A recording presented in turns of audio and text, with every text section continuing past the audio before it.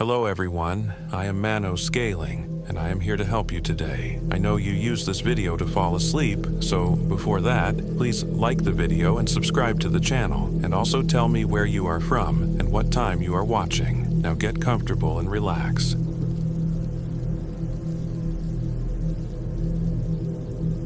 My name is Eliza Thornton. I'm 34 years old. This happened in October of 2024. It's getting dark, Tristan.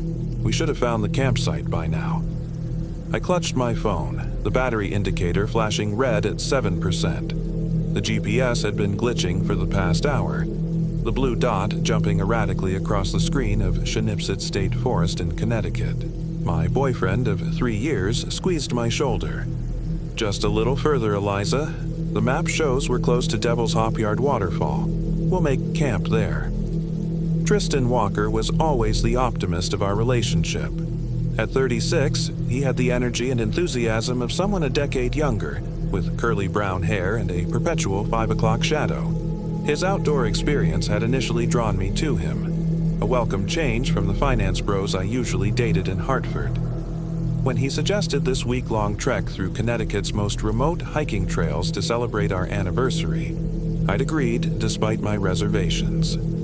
Now, as twilight descended over the dense pine forest, those reservations had blossomed into full-blown anxiety. My golden retriever, Bailey, walked close to my side, occasionally whimpering. Even she seemed on edge. "Bailey doesn't like this place," I said, scratching behind her ears. Tristan checked his compass again. "Animals can sense things we can't. Probably just some nocturnal predators waking up. Mountain lions, maybe." "There aren't mountain lions in Connecticut," I corrected him, though the thought of what might be lurking in the growing darkness made me shiver. "Coyotes, then. Or bears. Either way, we'll be fine once we get the tent up." I glanced at my watch, 6:43 p.m. The dense canopy above made it seem much later.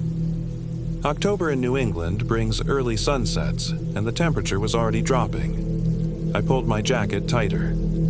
"Let's just stop here," I suggested. "Set up camp and start fresh in the morning."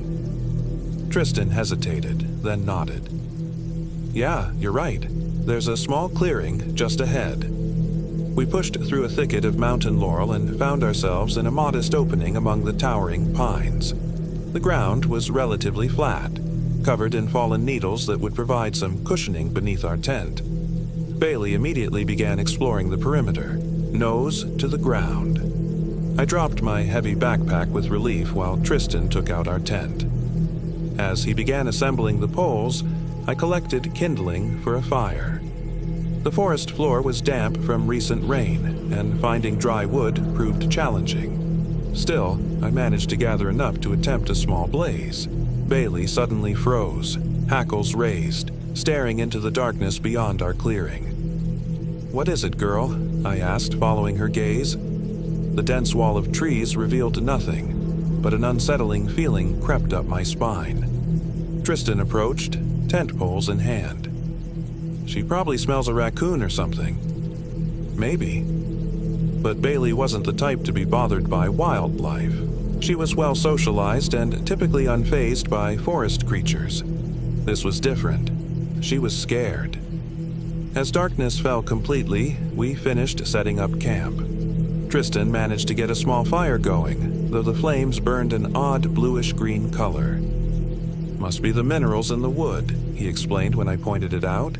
"Copper compounds can make flames turn green." I nodded, though something about the fire's unnatural hue added to my growing unease. We heated a simple dinner of dehydrated pasta and ate in silence, both tired from the long day of hiking. Bailey refused her food, instead sitting vigilantly at the edge of our campsite, occasionally growling softly. "We should get some sleep," Tristan said finally. "Early start tomorrow." Inside the tent, I snuggled close to Tristan, with Bailey lying across the entrance. Despite my exhaustion, sleep evaded me. The forest was too quiet. No owls hooting, no rustling of nocturnal animals. Just the occasional whisper of wind through the pine needles, almost like voices just below the threshold of comprehension. I must have drifted off eventually because I woke suddenly to Bailey's low growl. The tent was pitch black. I reached for my phone, 3:17 a.m. "Tristan," I whispered, shaking him gently. He mumbled something incoherent and rolled over. Bailey's growling intensified. I sat up, straining to hear what had disturbed her. At first, there was nothing but that unnatural silence. Then, faintly, I heard it.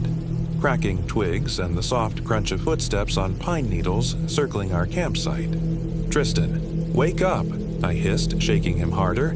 "There's something out there." He groaned and sat up. "Probably just a deer." "It's not a deer. Listen." The footsteps stopped directly outside our tent. Bailey was now on her feet, facing the tent wall, her growl rumbling deep in her chest. A shadow passed across the fabric, too tall and upright to be any forest animal. "Hello," Tristan called out. "Is someone there?" No response, just the sound of breathing, heavy, ragged breathing. My heart pounded. "Maybe it's another hiker," I whispered, though I didn't believe it. What hiker would be wandering around a remote forest at 3 a.m.? "Hey," Tristan called louder. "This campsite is occupied." The breathing stopped. For a long moment, there was complete silence. Then, something scraped against the outside of our tent. Long, slow strokes, like fingers or claws.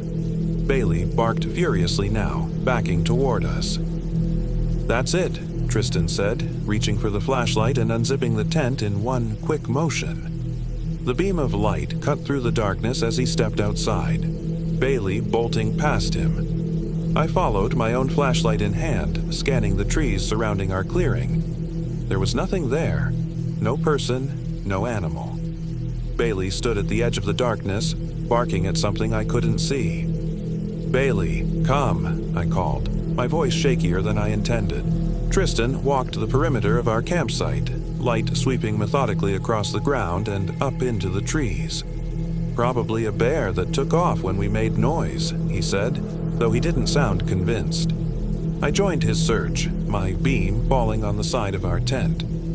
5 long, parallel marks had been etched into the fabric, too deliberate for random damage, too evenly spaced to be anything but claw marks or finger marks. "Tristan," I whispered, pointing. He examined the marks, brow furrowed. "Could be branches scraping against it in the wind." "There is no wind," I replied. The air was completely still. We spent the rest of the night sitting by the rekindled fire, backs to each other, scanning the darkness. Bailey remained on high alert, occasionally growling at shadows that seemed to shift and move just beyond the firelight. Dawn couldn't come soon enough. As the first gray light filtered through the trees, we quickly packed up camp. Neither of us mentioned leaving early, but I knew we were both thinking it. This forest felt wrong. "Let's try to make it to Devil's Hopyard State Park today," Tristan said, studying his map. "It's more developed with proper campsites, maybe 10 miles from here." I nodded, relieved at the prospect of reaching somewhere less isolated. "Which way?" Tristan frowned at his compass. "That's weird." "What?" "The compass is going haywire." He showed me the needle, which was spinning erratically, never settling on north. I pulled out my phone. Dead. "Great." "It's okay," Tristan assured me.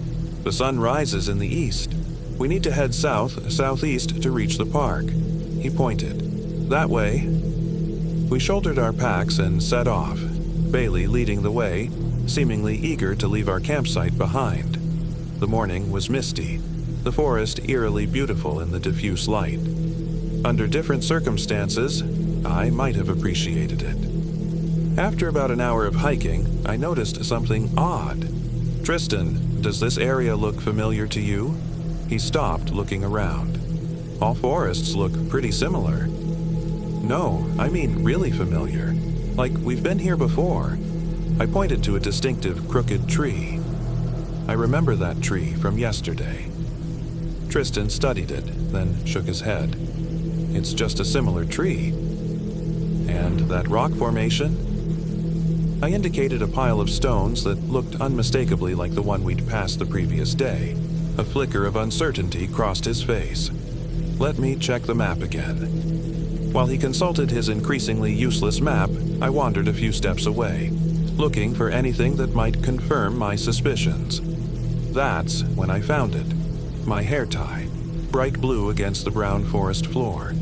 I'd lost it yesterday when we stopped for lunch. "Tristan," I called, my voice tight. "We're going in circles." He joined me, staring at the hair tie in my palm. That's not possible. We've been walking straight south." "Well, something's wrong with your navigation because this is exactly where we stopped yesterday." The realization sent a chill through me. How can we be going in circles when we've been walking straight? Bailey suddenly barked, her attention fixed on something in the trees to our right. Before either of us could react, she bolted into the underbrush. "Bailey!" I shouted, running after her without hesitation. Tristan followed close behind. We crashed through the forest, calling Bailey's name. I could hear her barking growing more distant by the second. How could she move so fast? "Bailey, come!" I yelled, panic rising in my chest. The barking stopped abruptly. We halted, breathing hard, straining to hear any sound that might lead us to her. The forest had fallen into that unnatural silence again. "Bailey," I called, my voice echoing among the trees. Nothing. "We'll find her," Tristan assured me, though the worry in his eyes betrayed him. Dogs don't just disappear. But in this forest, I wasn't so sure anymore. We spent the next hour searching, calling, until our voices grew hoarse. No sign of Bailey, no barking, no crashing through underbrush. Nothing. "She might have circled back to the trail," Tristan suggested finally, "or even to our last campsite." It was a slim hope, but the only one we had. We tried to retrace our steps, but quickly realized we were hopelessly turned around. The mist had thickened into a light fog, limiting visibility and making every direction look the same. "We need to get to higher ground," Tristan decided. "There's a ridge over there. We might be able to get our bearings." The climb was steeper than it looked, the ground slippery with decomposing leaves and pine needles. By the time we reached the top, we were both breathing hard and covered in sweat despite the cool air. The ridge offered a view over the forest canopy, but the fog obscured anything beyond 100 yards. Still, something about the vista struck me as wrong. "Tristan," I said slowly, "do you see any gaps in the trees? Roads? Power lines? Anything?"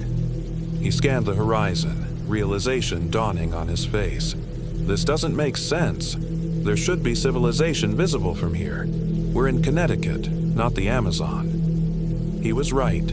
Even in the most remote parts of Connecticut, you were never that far from some sign of human habitation. Yet, all I could see was unbroken forest stretching in every direction, swallowed by fog at the edges.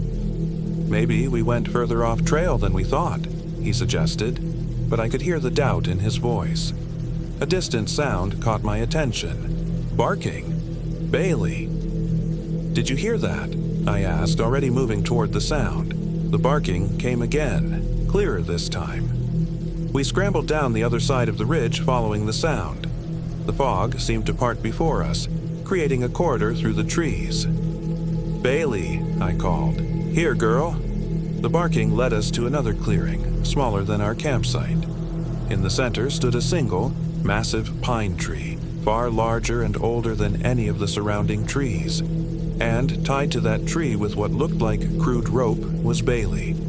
She barked frantically when she saw us, straining against her bonds. I rushed forward without thinking, but Tristan grabbed my arm. "Wait, this isn't right. Who tied her up?" The question hung in the air between us. Someone else was in these woods. Cautiously, we approached. Bailey's eyes were wide with fear, her fur matted with something dark that I prayed wasn't blood. The rope around her neck wasn't rope at all, but some kind of braided plant material, studded with small bones and teeth. "What the hell?" Tristan muttered as he carefully untied her. The moment she was free, Bailey pressed against my legs, trembling. "It's okay, girl," I soothed. though I felt anything but calm. "You're safe now." Tristan examined the bizarre restraint. "This looks ritualistic." A twig snapped somewhere in the forest behind us. We both spun around. Nothing visible in the fog, but the distinct feeling of being watched prickled at the back of my neck. "We need to go," I whispered. "Now." We hurried away from the clearing, no direction in mind except away from that ancient pine and whatever had tied our dog to it. Bailey stayed close, no longer running ahead or exploring. The fog grew thicker as we walked until visibility was reduced to just a few yards in any direction. Sounds became muffled, disorienting. The crunch of our footsteps, our labored breathing, and occasionally something else. Something following us. "We're going to retrace our steps to a campsite," Tristan said finally. "If we keep going, we'll just get more lost." I nodded, unable to conjure a better plan. Bailey's rescue had disoriented us further. We could be miles from the trail by now with no working compass, no phone, and no clear landmarks to guide us. The fog created the unsettling illusion that we were walking in place, the same trees appearing and disappearing around us. Time seemed to stretch and compress strangely. My watch read 11:23 a.m., then 11:24, then 2:57 p.m. in the space of what felt like minutes. "Is your watch working properly?" I asked Tristan. He glanced at his wrist. "Mine says 1:30.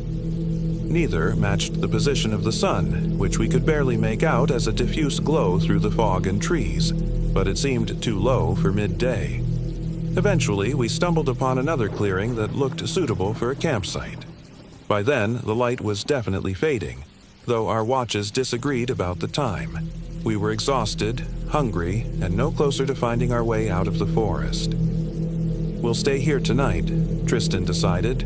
"In the morning, the fog might lift, and we can try to locate the sun properly for navigation." I was too tired to do anything but agree. We set up camp mechanically, barely speaking. Bailey refused to leave my side, even when I gathered wood for a fire. Her behavior was increasingly concerning. Every few minutes, she would stare intently into the forest, her body tense but no sound escaping her. The fire refused to stay lit despite our best efforts. The wood seemed too damp, though it hadn't rained in days. When we finally got flames, they flickered with that same unnatural bluish-green hue as the night before. "I don't like this place," I said as we huddled near the meager heat. "It feels wrong." Tristan nodded, his usual optimism finally cracking. "If we can't find our way out tomorrow, we'll need to try something else. Signal fire, maybe." We ate the last of our prepared meals in silence. Neither of us wanted to acknowledge the growing possibility that we were genuinely lost, possibly nowhere near where we thought we were on the map. My mind kept returning to Bailey tied to that ancient pine. Someone had done that. Someone who didn't want to be seen. As if reading my thoughts, Tristan asked, "What do you think happened to Bailey earlier?" I shook my head. "I don't know, but someone's out here with us." "Or something," he murmured. I shot him a look. "What's that supposed to mean?" He hesitated. "I didn't want to freak you out, but I've been hearing things. Voices, just at the edge of hearing, like whispers." A chill ran through me that had nothing to do with the dropping temperature. "I've heard them too. I thought it was just the wind." "There is no wind," he echoed my words from the night before. Bailey suddenly stood, facing the darkness beyond our camp. A low growl rumbled in her throat.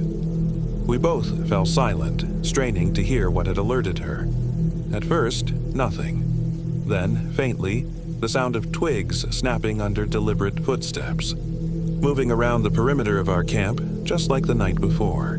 Tristan grabbed the flashlight, pointing it toward the sounds. The beam penetrated only a few yards before the fog swallowed it. "Who's there?" he called, his voice steady despite everything. The footsteps stopped, then from a different direction entirely. "Help me."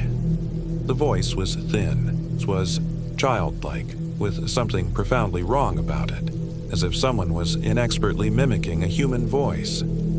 Bailey's growl deepened. Hell. Me. I'm loosed. The voice came again, now from yet another direction. I clutched Tristan's arm. Don't answer it, I whispered, though I wasn't sure why, but Tristan was already standing. Hello? Where are you? Do you need help? Yes. The voice was closer now. I'm cold. Scared. The fog swirled at the edge of our campsite, condensing, taking shape. For a moment, I thought I glimpsed a small figure, a child, perhaps. But something was wrong with the proportions. The limbs too long, the head slightly too large. Bailey lunged forward, barking ferociously. The figure retreated into the fog. Bailey, no! I grabbed her collar before she could chase after it. That didn't sound like a kid, Tristan said, his voice shaking slightly. No, it didn't. We stayed awake that night, backs to the dying fire, watching the darkness. The voice didn't return, but several times we heard movement in the forest around us, branches snapping, leaves rustling, and once a sound like nails scraping against bark. Dawn brought no relief. The fog was thicker than ever. The forest around us transformed into a gray void. We packed quickly, eager to leave this place behind. We need a plan, I said as we shouldered our packs. We can't just wander aimlessly. Tristan nodded, thinking. The ridge. If we can find it again, maybe the fog will have lifted enough to see something. A road, a town, anything. It seemed like our best option. We set off in what we hoped was the direction of the ridge, Bailey leading the way, still uncharacteristically subdued. The forest felt different in daylight, yet no less menacing. The trees seemed to press closer, their branches reaching like gnarled fingers. More than once, I could swear I saw movement just at the periphery of my vision, but when I turned to look, there was nothing there. After what felt like hours of walking, we stumbled upon a narrow, overgrown path, the first sign of human presence we'd seen since Bailey's strange captivity. A trail! Tristan exclaimed.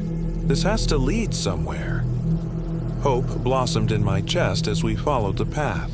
It wound through the trees, sometimes nearly disappearing beneath undergrowth, but always re-emerging. Bailey seemed more animated now, trotting ahead as if she sensed our destination. The path led us to an old stone wall, crumbling in places but unmistakably man-made. Beyond it stood a small, weathered cabin, its wood gray with age, small windows dark and empty. Hello, Tristan called as we approached. No answer. The cabin appeared long abandoned. The door hung slightly ajar, creaking in a breeze I couldn't feel.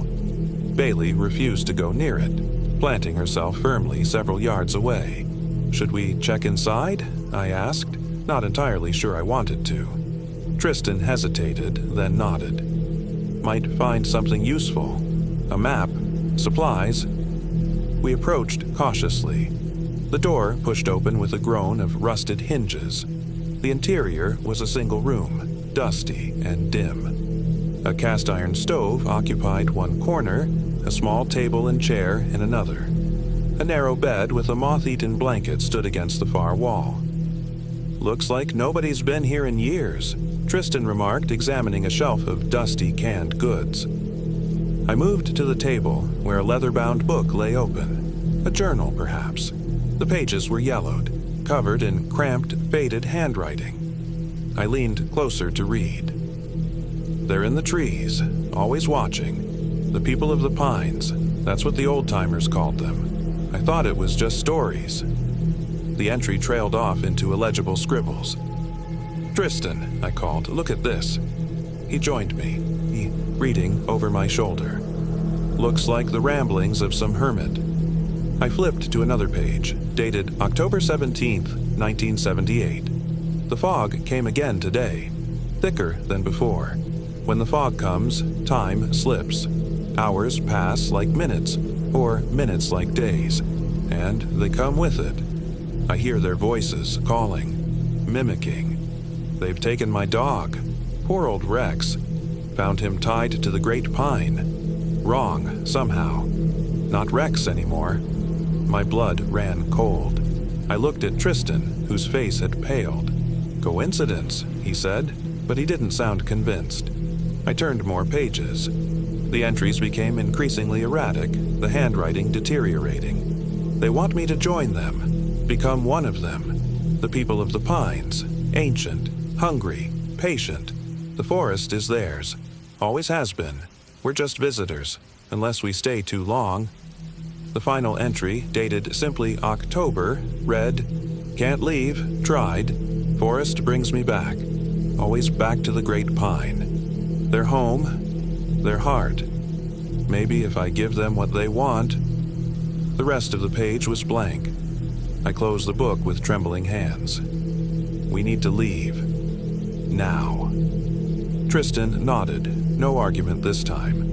We hurried out of the cabin, back to where Bailey waited anxiously. "Do you think—" I began, not sure how to articulate the question. "I think someone lived here and went crazy from isolation," Tristan said firmly. "We should keep following this path. It must lead somewhere." The path continued beyond the cabin, better maintained now. We followed it at a brisk pace, Bailey trotting ahead. My mind kept returning to the journal entries. The great pine, the people of the pines, the fog that warped time. After about 20 minutes, the path opened into a larger clearing. At its center stood a familiar sight, the massive ancient pine tree where we'd found Bailey tied up. "This isn't possible," Tristan breathed. "We've been walking away from this place." Yet there it was, unmistakable. The great pine, as the journal had called it. Bailey began to growl, backing away from the tree. I grabbed her collar to keep her close. "Let's go back," I suggested, trying to keep the rising panic from my voice. "Try another direction." We turned to leave, only to find the path had vanished. Where it had been was now just unbroken forest and swirling fog. "This can't be happening," Tristan muttered, running his hands through his hair. "This isn't possible." A whisper floated through the air, too faint to make out words, but unmistakably there. Then another, from a different direction, and another. Soon, the clearing was filled with them, overlapping, surrounding us. Bailey barked frantically, spinning in circles, trying to face every direction at once. "Run!" I shouted, picking a random direction and pulling Bailey with me. We crashed through the underbrush, branches whipping at our faces, roots threatening to trip us with every step. I could hear Tristan right behind me, his breathing heavy. The whispers followed, growing louder, more insistent. They seemed to be saying something now, a single word repeated over and over. "Stay, stay, stay." I don't know how long we ran. Time had lost all meaning in this place. Eventually, exhaustion forced us to stop. My lungs burned and my legs felt like lead. As we caught our breath, I realized with horror that the clearing with the great pine was just ahead of us. Somehow, we'd run in a complete circle. "No," I moaned.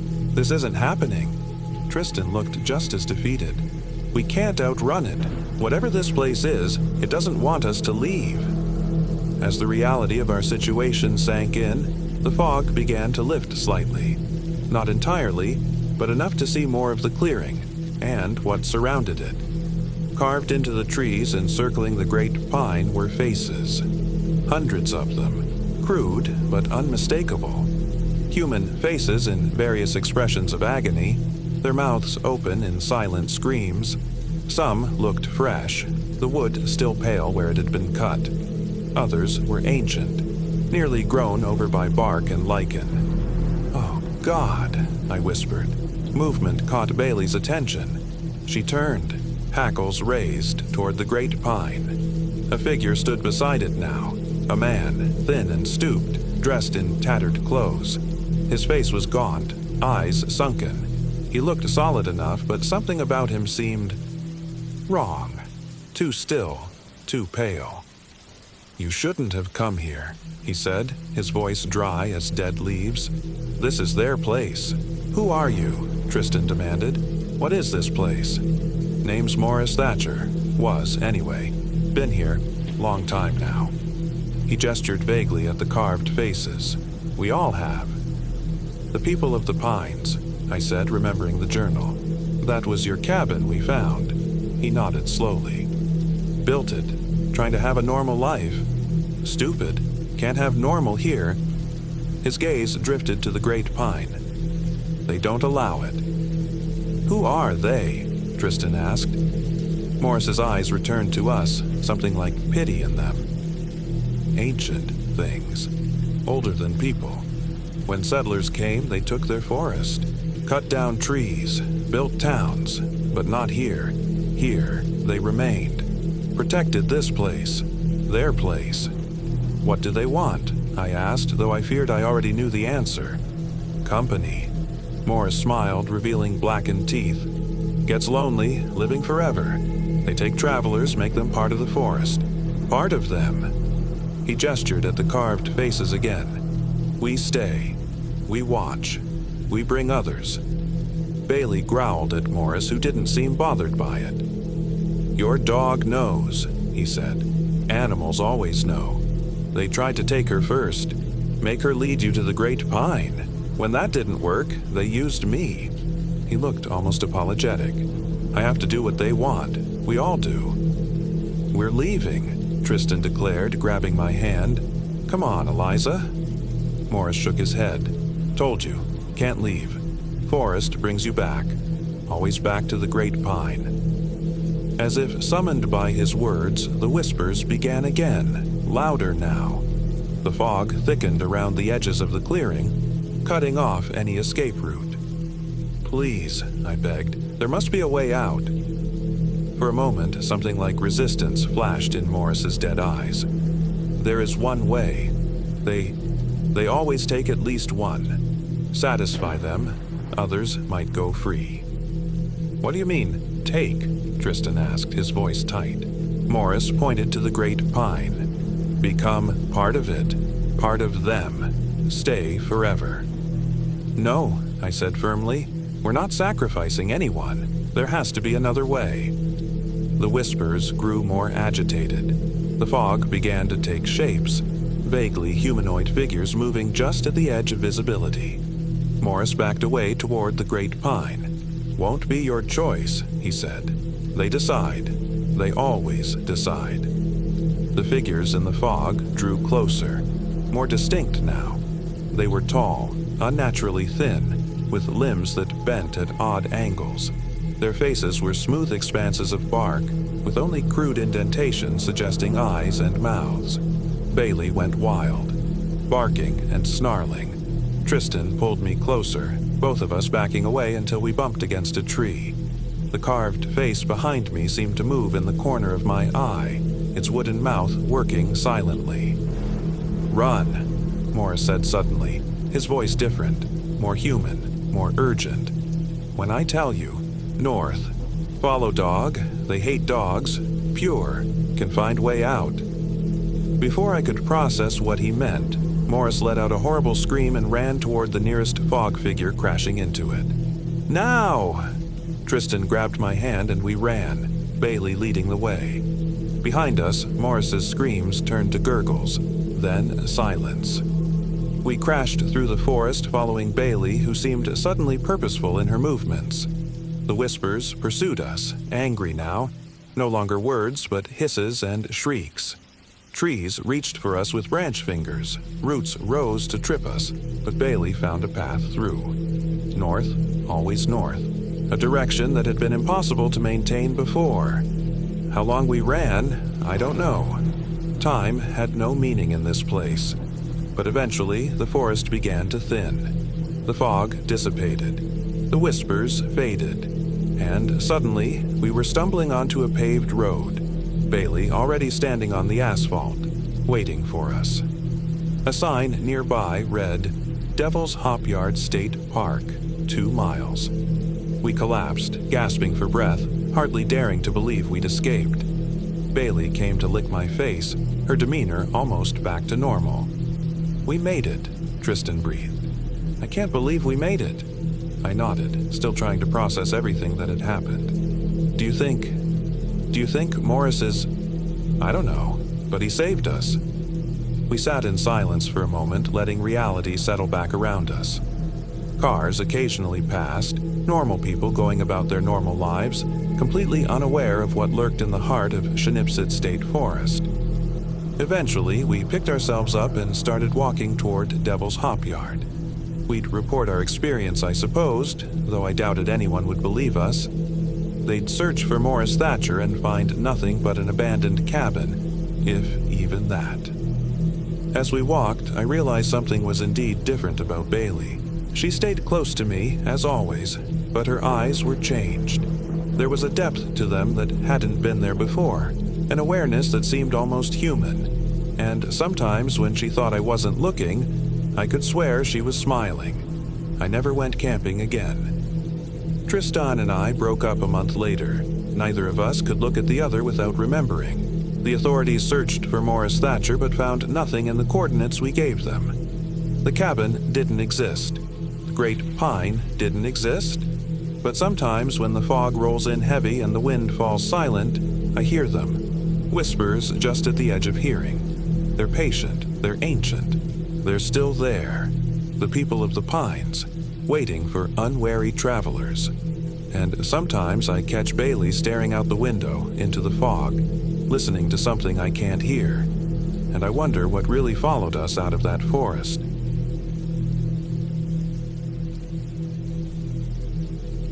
My name is Rebecca Clark. I'm 32 years old. This happened in October of 2023. The forest was too quiet. That was the first thing I noticed as we made our way deeper into the Mohawk State Forest in northwestern Connecticut. No birds calling. No squirrels rustling through the underbrush. Just the sound of our footsteps on the path and the occasional whisper of wind through the branches above. "Hey, slow down a bit," called Mia from behind me. "Not all of us have your freakishly long legs, Becca." I turned and waited for my best friend to catch up. Her face was flushed from exertion, dark curls sticking to her forehead. Beside her, Jasper, her golden retriever, trotted happily, tongue lolling. "Sorry," I said, adjusting my backpack. "I just want to reach the campsite before dark." "We've got plenty of time," said Mia, checking her watch. "It's only 2 in the afternoon." I nodded, but something made me glance up at the sky. The sun had already begun its descent, and strange wispy clouds were gathering overhead. They seemed to be moving too fast. "Let's keep going," I said. "I don't like the look of those clouds." Mia and I had been planning this hiking trip for months. Both of us needed to get away from our demanding jobs in New Haven. She as a nurse at Yale New Haven Hospital, me as an environmental lawyer. A weekend of fresh air and solitude in the Connecticut wilderness was exactly what the doctor ordered. We'd chosen the Mohawk State Forest because of its reputation for beautiful vistas and relative isolation. October meant fewer hikers and campers, and the fall foliage would be at its peak. Perfect conditions for a peaceful retreat, or so we thought. The path narrowed as we continued our hike. The trees grew denser, their branches interlocking overhead to form a canopy that blocked out much of the late afternoon light. I checked my watch, 4:30 p.m. We should have reached our designated campsite by now. "Are you sure we're on the right trail?" Mia asked, her voice laced with concern. I pulled out my phone to check the map I'd downloaded. No signal, but the GPS should still work. "That's weird," I muttered, staring at the screen. According to the map, we were nowhere near the marked trails. In fact, according to the GPS, we were in the middle of a lake. "What is it?" Mia asked, peering over my shoulder. "GPS is glitching," I said, trying to hide my unease. "Let me check the paper map." I pulled out the trail map I'd printed as a backup, but as I unfolded it, a chill ran through me. The markings on the map seemed to shift before my eyes. Trails that had been clearly marked now appeared to veer off in different directions, and landmarks I didn't recognize had appeared. "This can't be right," I whispered. "What's wrong?" Mia's voice had an edge to it now. Before I could answer, Jasper let out a low growl. The hair on his back was standing on end, and he was staring intently into the dense underbrush to our left. "Jasper, what is it, boy?" Mia asked, placing a hand on his head. The dog continued to growl, baring his teeth at something we couldn't see. "Probably just a squirrel," I said, trying to sound more confident than I felt. "Let's keep moving. We need to find a place to set up camp before it gets dark." We pressed on, following what seemed to be the most well-trodden path. The light was fading quickly now, and the temperature had dropped noticeably. I zipped up my jacket and pulled my beanie lower over my ears. "Becca," Mia said quietly, "I think someone's following us." I turned to look at her, alarmed. "Why do you say that?" "I keep hearing footsteps. When we walk, they walk. When we stop, they stop." I strained my ears but heard nothing beyond our own breathing and the wind. "It's probably just an echo," I suggested, but even I didn't believe that. Jasper had been unusually quiet for the past 10 minutes, walking close to Mia's leg, his tail tucked between his legs. Now he stopped abruptly and let out another low growl, this time directed behind us. "Let's pick up the pace," I said, trying to keep the panic out of my voice. We walked faster, no longer concerned with finding our designated campsite. Any clearing would do at this point. We just needed to set up our tent and build a fire before complete darkness fell. After another 20 minutes of increasingly anxious hiking, we finally stumbled upon a small clearing. It wasn't ideal. The ground was uneven, and the trees around it seemed to lean inward, almost as if they were watching us. But it would have to do. "Here's good," I declared, shrugging off my backpack. "Let's get the tent up." We worked quickly, talking little. The silence of the forest pressed in around us, broken only by the sounds of our labor and Jasper's occasional whimpers. The dog refused to stray more than a few feet from Mia, his eyes constantly scanning the darkening woods. With the tent erected, we turned our attention to building a fire. I'd brought waterproof matches and fire starter, and there was plenty of dead wood scattered around the clearing. But every time we got a flame going, it sputtered and died, as if someone were blowing it out. "What the hell?" I muttered after the 5th attempt. "This doesn't make any sense." "Maybe the wood's too damp," Mia suggested, but we both knew that wasn't the case. The wood was dry, the kindling perfect. On the 6th try, the fire finally caught, but instead of the warm orange glow we expected, the flames burned with a pale, bluish tint. "Is that normal?" Mia whispered, her face illuminated by the eerie light. "It's just the type of wood," I lied. I had no idea why the fire was burning blue, but I didn't want to add to Mia's growing anxiety. We sat close to the fire, eating energy bars and beef jerky in silence. The darkness around us was complete now, the kind of absolute blackness that only exists deep in the wilderness, far from the light pollution of civilization. "Did you hear about what happened here a few years ago?" Mia asked suddenly, her voice unnaturally loud in the quiet. "No. What?" "A group of hikers went missing. 3 friends from New York City. They were experienced hikers, had all the right equipment. They came here for a weekend trip, just like us. They were never found." "How do you know about that?" I asked, feeling a knot form in my stomach. "I read about it when I was researching places for us to go. It happened in this part of the forest. They found their campsite, everything still set up, food half-eaten, but no sign of the hikers themselves." "Jesus, Mia, why didn't you tell me this before?" She shrugged. "I didn't want to spook you, and it was a long time ago. 5 years at least." I stared into the blue flames, trying to ignore the growing sense of dread that had been building since we entered the forest. "Well, now you've thoroughly creeped me out. Thanks for that." "Sorry," she said, not sounding sorry at all. "I just thought you should know." "Know what? That people disappeared here once? People disappear in the wilderness all the time, Mia. They get lost, they fall, they have medical emergencies.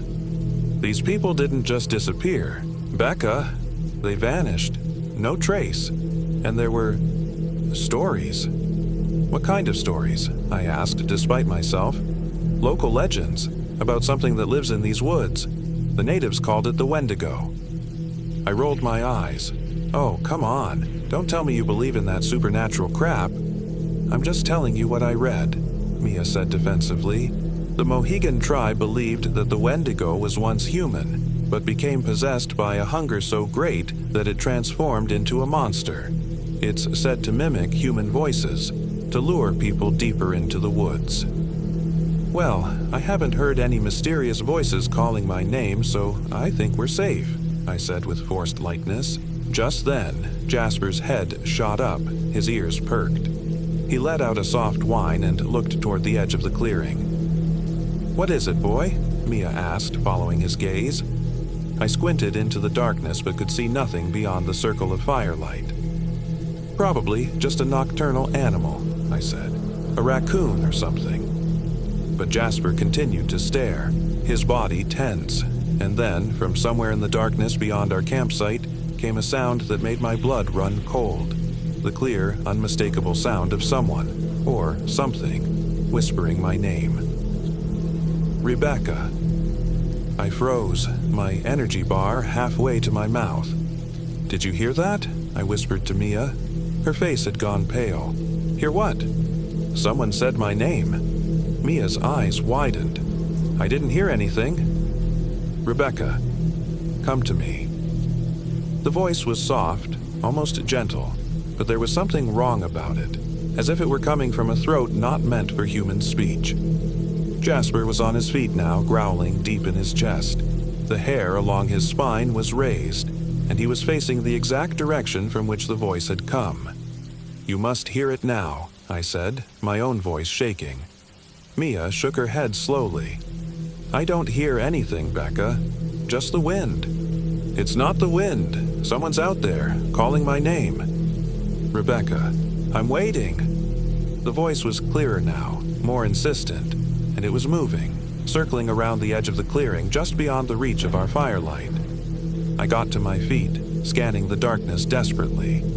"Who's there?" I called out, trying to sound braver than I felt. "This isn't funny." "Becca, you're scaring me," Mia said, standing up beside me. "There's no one there." "How can you not hear it?" I demanded, turning to her. "It's saying my name." "Rebecca, join me in the trees." "There." I pointed toward where the voice had come from. "It's over there." Mia followed my finger but shook her head. "I don't see anything, Becca. I think you're imagining things." "I'm not imagining it," I shouted, frustration and fear making my voice crack. "There's someone out there." Jasper barked suddenly, lunging toward the edge of the clearing. Mia grabbed his collar just in time. "Jasper, no," she cried, struggling to hold on to the agitated dog. And then, from directly behind us, came a low, rumbling laugh. It was a sound no human throat could make, a sound that seemed to come from the earth itself. We whirled around, and I let out a scream. Standing just at the edge of our campsite was a figure. It was tall, impossibly tall, its limbs elongated and spindly. Its skin was a sickly, grayish-white, stretched taut over a skeletal frame. But it was the face that made my heart skip a beat. Hollow eye sockets, sunken cheeks, and a mouth that stretched too wide across its gaunt face, filled with needle-like teeth. "Oh my God," Mia whispered, finally seeing what I saw. "What is that thing?" The creature tilted its head, regarding us with those empty eye sockets. And then it spoke, its voice now a harsh rasp. "Hungry," it croaked. "So hungry." "Run!" I screamed, grabbing Mia's arm. "Run!" We bolted, leaving everything behind except the small day packs we had kept close. Jasper ran ahead of us, barking frantically. Behind us, I could hear the creature moving through the undergrowth, its movements too fast, too fluid for something of its size. We crashed through the forest blindly, branches whipping at our faces, roots threatening to trip us at every step. I had no idea which direction we were heading. All that mattered was putting distance between us and that thing. "What was that?" Mia gasped as we ran. "What the hell was that?" "I don't know," I panted. "Just keep running." We stumbled into another clearing smaller than the first and paused to catch our breath. Jasper was whimpering, pressing himself against Mia's legs. "I think we lost it," I whispered, glancing back the way we had come. "What was that thing, Becca?" Mia's voice was trembling. Was that what you were talking about?" The Wendigo? I don't know, I repeated, but we need to keep moving. We need to find our way back to the trail, back to the car. How? We don't even know where we are. Our maps are screwed up, remember? I pulled out my phone, but as expected, there was still no signal. The GPS was still showing us in the middle of a lake. We'll head downhill, I decided. If we keep going downhill, we should eventually hit a road or a stream. We can follow that out. Mia nodded, too frightened to argue. We set off again, moving more cautiously now, trying to make as little noise as possible. Every snapping twig, every rustle of leaves made us freeze, expecting to see that gaunt figure emerging from the shadows. After what felt like hours of walking, though my watch insisted it had only been 40 minutes, we found ourselves at the edge of another clearing. But this one wasn't empty. In the center stood a small cabin, its windows dark, a thin wisp of smoke rising from its chimney. People, Mia whispered, hope lighting up her face. Thank God. Wait, I caught her arm as she started toward the cabin. Something doesn't feel right.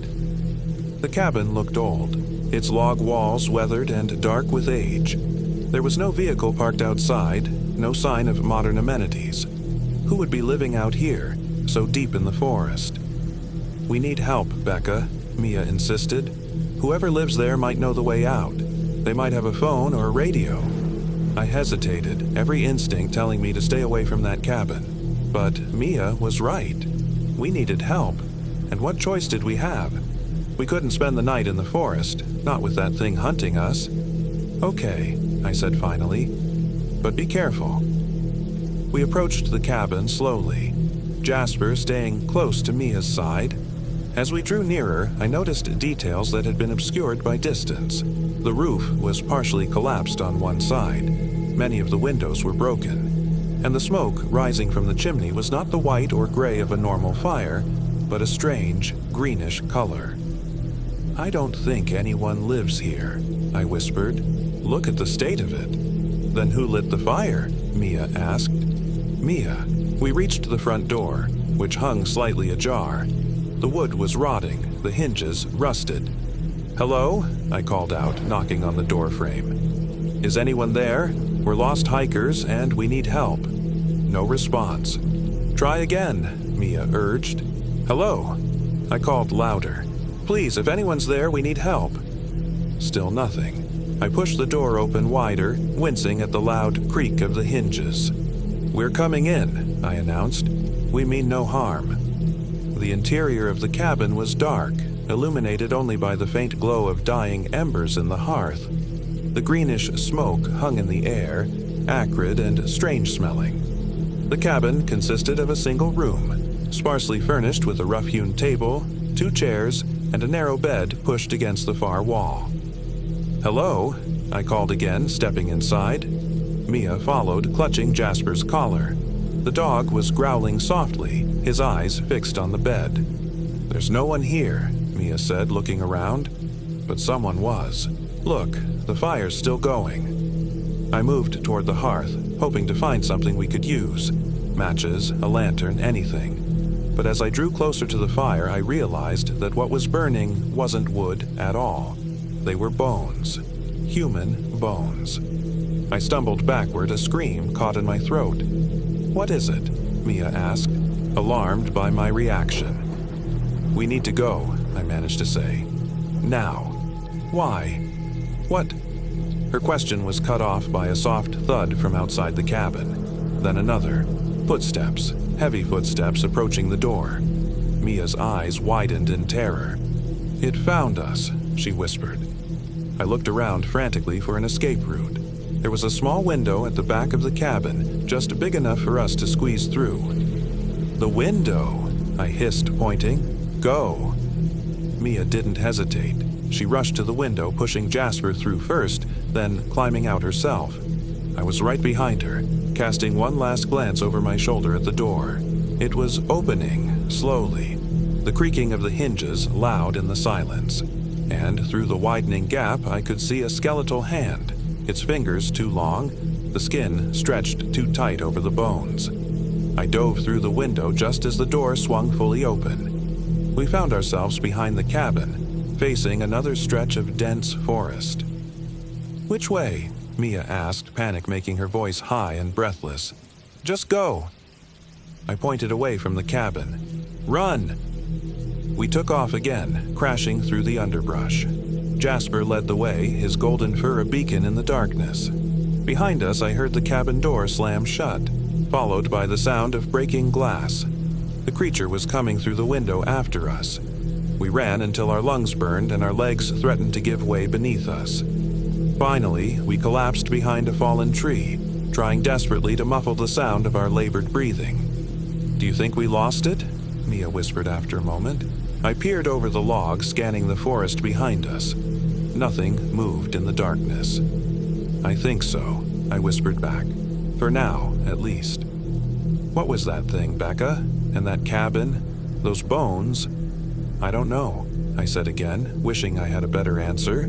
"But I think you might have been right about the Wendigo." Mia shuddered. "How do we kill it?" "Kill it? Are you insane?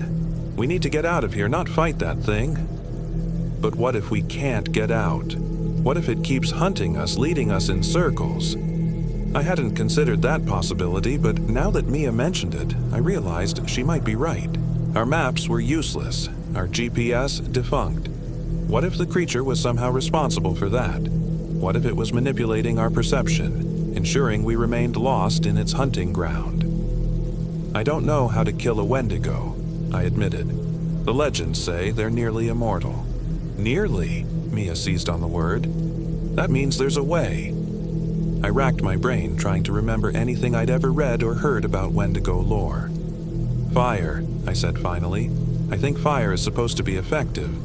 And maybe silver." "We don't have any silver," Mia pointed out, "but we have matches." "They're back at the campsite," I reminded her, "along with everything else. Then we need to go back." "Are you crazy? That thing could be waiting for us there. Or it could be searching for us in the opposite direction," Mia argued. "We need those supplies, Becca. Without them, we're as good as dead out here, Wendigo or no Wendigo." She had a point. Without our tent, our food, our equipment, we wouldn't survive long in the wilderness, especially with the temperature continuing to drop. "Okay," I conceded, "but we need to be careful. Really careful." We rested for a few more minutes, then set off in what we hoped was the direction of our abandoned campsite. It was difficult to navigate in the darkness, but we tried to retrace our steps as best we could, using the stars when they were visible through breaks in the canopy. After what felt like an eternity of cautious walking, always alert for any sign of the creature, we spotted a faint glow through the trees ahead. "The fire," Mia whispered. "It's still burning." We approached slowly, using the cover of the trees. To our surprise, our campsite appeared undisturbed. The tent still stood, our backpacks where we'd left them. The fire still burned with that strange blue flame, neither diminishing nor growing in our absence. "I don't like this," I murmured. "It feels like a trap." "Maybe," Mia agreed, "but we need those supplies." We watched the clearing for several long minutes, seeing no sign of movement, hearing nothing unusual. Finally, I made a decision. "I'll go first," I said. "You stay here with Jasper. If anything happens, run. Don't wait for me. Just run." Mia looked like she wanted to argue, but she nodded, holding Jasper close. I took a deep breath and stepped out from the cover of the trees, half expecting to be immediately set upon by the gaunt figure. But nothing happened. The clearing remained peaceful, quiet except for the soft crackling of the fire. I moved quickly to my backpack, keeping my head on a swivel, watching for any sign of the creature. I reached the pack and began rummaging through it, searching for anything that might serve as a weapon or defense against the Wendigo. "Hurry," Mia hissed from the edge of the clearing. "I'm trying," I whispered back, pulling out my heavy flashlight, a potential makeshift club, and the box of waterproof matches. I continued searching and found my small camping hatchet. Not much against a supernatural creature, but better than nothing. I was just about to call Mia over when a blood-curdling scream cut through the night. It was Mia, and the sound came from the woods where I'd left her, not from the edge of the clearing where I could still see her standing. Mia! I looked back and forth between the Mia at the edge of the clearing and the direction of the scream. The Mia I could see smiled, and there was something wrong about that smile. It was too wide, showing too many teeth. "What's wrong, Becca?" she asked, but her voice was off, hollow somehow. "Aren't you going to help me?" Horror washed over me as I realized what I was seeing. It wasn't Mia standing at the edge of the clearing. It was the Wendigo, mimicking her appearance. "Where is she?" I demanded, gripping the hatchet tightly. "What have you done with Mia?" The thing wearing Mia's face tilted its head, the smile widening impossibly further. "Why don't you come and see?" it suggested, its voice still a poor imitation of Mia's. Another scream tore through the night, and this time I could hear desperation in it. "Becca, help me!" I didn't wait to see what the creature would do next. I sprinted in the direction of the screams, hatchet in one hand, flashlight in the other. Behind me, I heard that terrible rumbling laugh again, and the sound of pursuit. I crashed through the underbrush following the sound of Mia's voice. She was still screaming, calling my name. Jasper was barking frantically. I burst into another small clearing and skidded to a halt at the sight before me.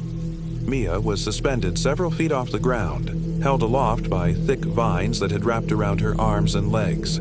Jasper was leaping and snapping at the vines, trying desperately to help her. "Becca!" Mia cried when she saw me, relief flooding her face. "Help me! These things just grabbed me!" I rushed forward, raising the hatchet to hack at the vines.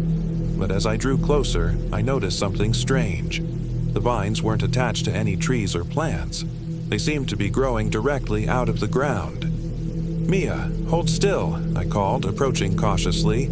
"I'm going to cut you down." I swung the hatchet at the nearest vine, and to my horror it recoiled like a living thing, writhing away from the blade. A high-pitched keening filled the air as if the vine itself were screaming. The ground beneath my feet began to tremble. More vines burst from the earth, whipping through the air toward me. I slashed wildly with the hatchet, barely managing to keep them at bay. "What's happening?" Mia cried, struggling against her bonds. "I don't know," I called back, ducking under a vine that tried to wrap around my neck. "It's like they're alive!" Jasper was going berserk, snapping and snarling at the animate plants. One of the vines caught him around the middle, lifting him into the air. The dog yelped in pain and fear. "Jasper!" Mia screamed, struggling harder. I managed to fight my way to where Jasper was suspended and swung the hatchet with all my might, severing the vine. The dog fell to the ground with a thud, but immediately scrambled to his feet, shaking himself. "Run, Jasper," I commanded, pointing toward the edge of the clearing. "Go!" But the loyal dog refused to leave, standing his ground beside me as I continued to battle the writhing vines. I was making progress toward Mia when a new sound stopped me in my tracks. That same deep, rumbling laugh from before. I turned to see the creature stepping into the clearing. It had abandoned Mia's form and once again appeared as the gaunt, skeletal figure we'd first encountered. "You cannot save her," it rasped, those empty eye sockets fixed on me. "She is already mine." "Let her go," I demanded, brandishing the hatchet. The creature tilted its head. "Why would I do that? I've been hunting you both since you entered my forest, and now I have you exactly where I want you." "Your forest?" I repeated. "This is state land. People come here all the time." "Yes," the creature agreed, taking a step closer. "They do. And those who stray from the path, those who venture too deep, they become mine." "Like the hikers who disappeared 5 years ago?" I asked, trying to keep it talking while I inched closer to Mia. "They were delicious," the creature confirmed, running a long tongue over those needle-like teeth. "Just as you will be." "I don't think so," I said, reaching into my pocket for the box of matches. The creature's laugh was like stones grinding together. "Fire? You think fire will save you?" "It's worth a try," I said. striking a match. To my surprise and relief, the flame caught, burning bright and orange, not the eerie blue of our campfire. I held it toward the nearest vine, which recoiled immediately. "That will not be enough," the creature said, but there was a note of uncertainty in its voice now. "Maybe not," I agreed, "but this might be." I pulled a small bottle from my pocket, lighter fluid, which I'd grabbed along with the matches. Before the creature could react, I doused the nearest vines and touched the match to them. The effect was immediate and dramatic. The vines writhed and thrashed as the flames spread rapidly, that high-pitched keening turning to agonized shrieks. The creature itself let out a howl of pain, doubling over as if it were feeling the fire itself. "They're connected to you," I realized aloud. "These vines, they're part of you." "Clever girl," the creature hissed through what sounded like gritted teeth, but not clever enough. It straightened, and with a gesture of its skeletal hand, the burning vines were severed from the rest, falling to the ground where they continued to smolder. New vines burst from the earth, these moving with even greater speed and purpose. I barely had time to duck as one whipped past my head. Another caught me around the ankle, yanking me off my feet. I hit the ground hard, the air knocked from my lungs. "Becca!" Mia screamed. I slashed at the vine with the hatchet, severing it, but two more immediately took its place, wrapping around my legs, dragging me across the clearing toward the waiting creature. "Now you are mine," it said, those needle teeth gleaming in the light of the still burning vines. I struggled frantically, but the vines were too strong, too numerous. Jasper was barking madly, trying to help, but unable to do more than nip at the writhing plants. As I was pulled closer to the creature, I noticed something glinting at its throat, a pendant of some kind, hanging from a cord around its neck. The metal caught the light of the flames, and I realized it was silver. An old coin, perhaps, with a hole punched through it. A desperate plan formed in my mind. I stopped struggling against the vines and instead let them drag me closer to the creature. It bent down, reaching for me with those impossibly long fingers. "You have fought well," it said almost respectfully, "but now it is over." "Not quite," I replied. With every ounce of strength I had left, I lunged upward, swinging the hatchet not at the creature itself, but at the silver pendant hanging from its neck. The blade connected, severing the cord. The pendant fell to the ground with a soft thud. The effect was instantaneous and shocking. The creature let out a howl that seemed to shake the very trees around us. It staggered backward, clutching at its throat where the pendant had been. "No!" it shrieked. "Not my anchor. Not my tie to this world." The vines holding Mia suddenly went slack, dropping her unceremoniously to the ground. The ones wrapped around my legs did the same. I scrambled to my feet, grabbing the silver pendant from where it had fallen. The creature was changing before our eyes, its form becoming less solid, more like smoke or mist. It reached for me, those skeletal fingers passing through my arm like a ghost. "Give it back," it pleaded, its voice weaker now. "Please, I cannot exist in this realm without it." "Good," I said firmly, backing away. "Go back to wherever you came from. Leave these woods. Leave us alone." "I cannot," it said, its form continuing to dissipate. "This forest is my hunting ground, my home. I am bound to it, as the charm is bound to me." An idea struck me. "If I destroy this," I held up the pendant, "what happens to you?" The creature's reaction told me everything I needed to know. It lunged for me with renewed desperation, but its insubstantial form passed through me once again. "Please," it begged. "I have existed here for centuries. This is my place." "Not anymore," I said, placing the pendant on a flat rock. I raised the hatchet high and brought it down with all my strength. The silver shattered with a sound like a thunderclap. A blinding light erupted from the fragments, forcing me to shield my eyes. The creature's scream was like nothing I had ever heard before, a sound of such anguish and rage that it seemed to pierce straight through to my soul. When I could see again, The creature was gone. The vines had withered to dust. The forest was silent once more, but it was a different kind of silence now, peaceful rather than ominous. Mia limped over to me, Jasper at her side. She was pale and shaking, but alive. "Is it over?" she asked softly. "I think so," I said, staring at the shattered remains of the pendant. "I think it's gone." "What was that thing? Really?" I shook my head. "I don't know if it was a Wendigo or something else entirely. Some ancient spirit or entity bound to these woods." I looked around at the now ordinary forest. "But whatever it was, I don't think it's coming back." We made our way back to our campsite, which was exactly as we'd left it. Tent still standing.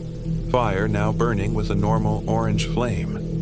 We collapsed beside it, too exhausted to do anything but sit and stare into the flames. "We should leave first thing in the morning," Mia said after a while. "Agreed," I nodded, "as soon as it's light." We spent an uneasy night, taking turns to keep watch. But nothing disturbed us. No voices called from the darkness. No gaunt figure appeared at the edge of our camp. At dawn, we packed up quickly and began the hike back.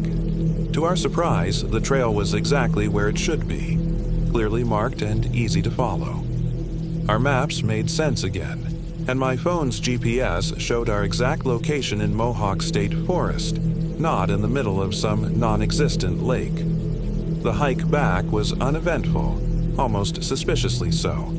The birds were singing, squirrels darted across our path, and sunlight filtered through the canopy above. It was as if the events of the previous night had been nothing but a nightmare, but the cuts and bruises on our bodies told a different story. And Jasper's wary posture, his ears constantly alert, his eyes scanning the forest as we walked, confirmed that what we had experienced had been all too real. "Do you think we should tell anyone?" Mia asked as we reached the parking lot where my car was still parked, untouched. I considered the question as I loaded our gear into the trunk. "Who would believe us?" I finally replied. "A Wendigo, animated vines, a magical silver pendant? They'd think we were crazy or on drugs." Mia nodded, her expression troubled. "But what if it comes back? What if it finds another anchor, another way to manifest? What if other hikers wander in and—" She didn't finish the thought. She didn't need to. "We'll report that the trail markers are confusing," I decided. "That we got lost and had a scary night in the woods. We'll suggest they improve the signage, maybe close some areas for maintenance. It's the best we can do without sounding like lunatics." "I guess," Mia agreed reluctantly, helping Jasper into the back seat. We drove away from Mohawk State Forest in silence, each lost in our own thoughts. I couldn't help glancing in the rearview mirror repeatedly, half expecting to see a gaunt figure watching us from the tree line. But there was nothing. As the miles passed and the forest receded behind us, I felt myself beginning to relax. We had survived. We had defeated a creature that had possibly been preying on humans for centuries. We had a story that no one would ever believe, but that didn't matter. What mattered was that we were alive. But as we were about to turn onto the highway that would take us back to New Haven, Mia suddenly grabbed my arm. "Becca, stop the car," she said urgently. I pulled over, alarmed by the panic in her voice. "What? What is it?" Mia pointed at her backpack, which was sitting on the seat beside Jasper. Something was moving inside it. Slowly, cautiously, Mia unzipped the main compartment. We both peered inside. Nestled among her clothes and equipment was a small vine, no thicker than a pencil, with a few leaves sprouting from it. As we watched, it twitched slightly, as if sensing our gaze. "Oh my God," Mia whispered, recoiling. "How did that get in there?" I stared at the vine, remembering how they had writhed and twisted, how they had seemed to have a mind of their own, how they had been connected to the creature. "Get rid of it," I said, my voice shaking. "Throw it out. Now." Mia didn't hesitate. She grabbed the backpack, carried it to the side of the road, and dumped out the contents. The vine fell onto the asphalt, still wiggling feebly. I got out of the car, and together we stomped on it until it was nothing but a green smear on the pavement. Then we hurriedly gathered Mia's belongings, stuffed them back into her pack, and returned to the car. We drove away as fast as the speed limit would allow, neither of us speaking. But I knew we were thinking the same thing. What if that wasn't the only vine? What if there were more, hidden in our gear? What if we had brought a piece of that thing out of the forest with us? And the most terrifying thought of all, what if it could grow again, regenerate from even the smallest fragment? I pushed the thought away, focusing on the road ahead. We had survived the night. We had destroyed the creature's anchor to our world. We had escaped the Mohawk State Forest. But as I drove, I couldn't shake the feeling that something was watching us from the back seat of my car. Something that had followed us out of those dark woods. Something that was waiting patiently for night to fall once more. I never returned to Mohawk State Forest. Neither did Mia. We told the park rangers about getting lost, about the confusing trail markers, but we said nothing about what had really happened that night. As I'd predicted, they thanked us for the feedback and promised to look into it. Life went back to normal, or as normal as it could be after an experience like that. We didn't speak about it much, Mia and I, but sometimes I would catch her staring into the distance, a haunted look in her eyes, and I knew she was remembering. As for me, I couldn't look at houseplants the same way again. Every vine, every tendril, seemed to reach for me when I wasn't looking directly at it. I started avoiding parks and gardens, preferring the concrete and steel of the city to anywhere plants grew in abundance. And sometimes in my dreams, I heard that voice again, calling my name from the darkness. That raspy, inhuman voice, filled with hunger and rage. That voice that promised it would find me again, no matter where I hid. Rebecca, I'm still waiting. A month after our experience, I received a package in the mail. There was no return address, no note inside, just a small silver pendant, identical to the one I had destroyed in the forest. I drove out to the coast that same day and threw it into the ocean as far as I could. I don't know if it will stay there, or if it will somehow find its way back to me. All I know is that I will never set foot in Mohawk State Forest again. And if you're wise, neither will you, because something ancient hunts in those woods, something that knows your name before you speak it, something that can wear your friend's face and call to you with their voice, something that has been feeding on lost hikers for centuries and will continue to do so for centuries more. And if you hear your name whispered on the wind while walking those trails, if the maps suddenly don't make sense and your GPS shows you in the middle of a lake, if your campfire burns with a strange blue flame, run, and pray it doesn't follow you home. But most of all, pray that even if you escape, you haven't brought a piece of it back with you. A tiny fragment of ancient hunger hiding in your backpack, waiting for the right moment to begin growing again. Because the Wendigo is patient. It has existed for centuries, and it can wait a little longer to taste your fear, to feast on your flesh. It can wait for you to let your guard down, to think you're safe. And then, when night falls and you're alone in the dark, you'll hear it again. That voice, your name. I'm still waiting. And this time, you won't escape.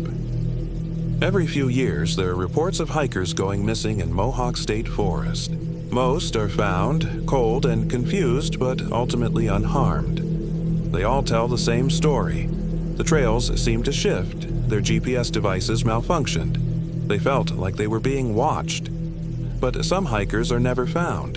Their campsites are discovered undisturbed, as if they had simply vanished in the middle of their activities. No bodies, no blood, no signs of struggle or wild animal attacks, just empty sleeping bags, unzipped from the inside. And if you listen carefully on certain nights, when the moon is hidden and the forest is too quiet, you might hear their voices, calling from deep within the woods, begging for help or beckoning you to join them. But they aren't themselves anymore.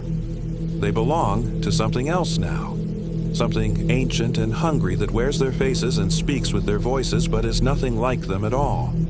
Something that waits in the shadows of sleeping giant. When Mia and I told the rangers about the problems with the trail markers, they did send out a team to check. 3 rangers went into the heart of Mohawk State Forest. Only 2 returned. The official report cited an accident, a fall from a cliff edge while checking markers. They never found the body. They said it must have been carried away by wildlife. But I know better. I know what really happened to that ranger. I know what's still out there, hunting in those woods, growing stronger with each victim it claims.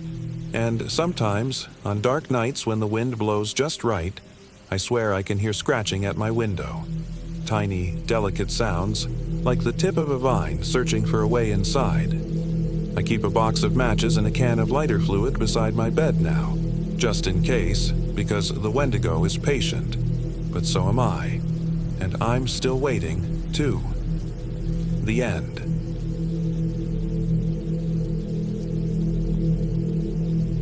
My name is Olivia Winters. I'm 34 years old. This happened in May of 2024, though sometimes I still feel like I'm trapped there, in those woods, in those moments when everything I thought I knew about reality shattered like brittle glass. I've been a wildlife photographer for nearly a decade, specializing in capturing the forgotten corners of America's wilderness. My work has been featured in nature magazines and conservation campaigns, but none of my previous expeditions prepared me for what I encountered in the dense forests of Devil's Hopyard State Park in East Haddam, Connecticut. Megan Foster had been my best friend since college. While I was the cautious planner who meticulously researched every trail and packed for every contingency, Megan was pure spontaneity, the type to change plans on a whim because she spotted something interesting just beyond the next ridge.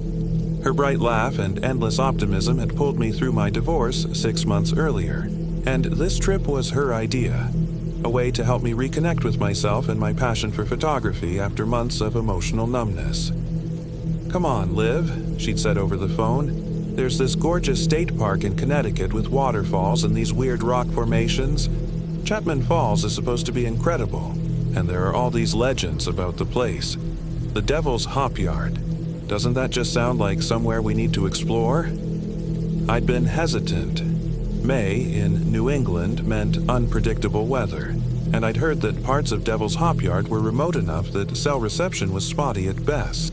But Megan had a way of making everything sound like an adventure waiting to happen. And honestly, I needed something, anything, to pull me out of the fog I'd been living in. "We'll book a night at this little B&B I found online," she continued, her voice bubbling with excitement, "run by some local woman. Then we'll head into the wilderness for 5 days.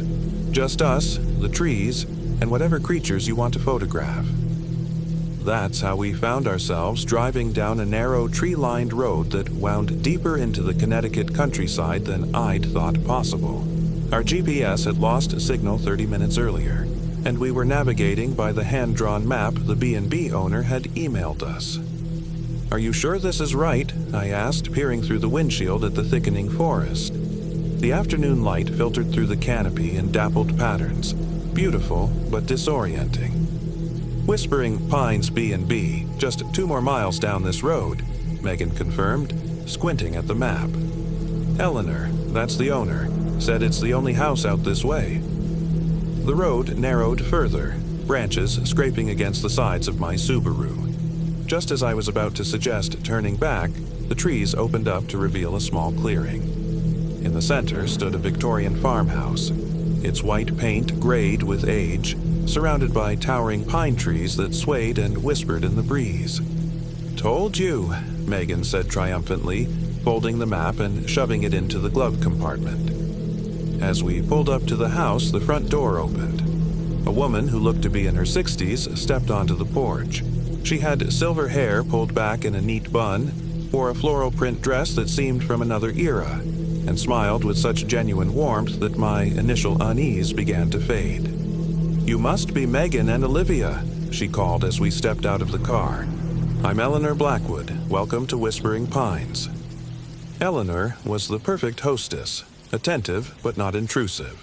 She showed us to a charming room with twin beds covered in handmade quilts, then served us tea and homemade blueberry scones in her kitchen as she told us about the area. Devil's Hop Yard has been my home for over 40 years, she said, pouring more tea from an antique silver pot. People come up with all sorts of stories about how it got its name. Some say the devil himself danced among the stone formations and left his footprints. Others claim it's from the hops used in early beer making. What do you think? Megan asked, leaning forward eagerly. Eleanor's eyes, a pale gray that reminded me of morning mist, seemed to focus on something distant. I think places hold memories, she said finally, and some memories are darker than others.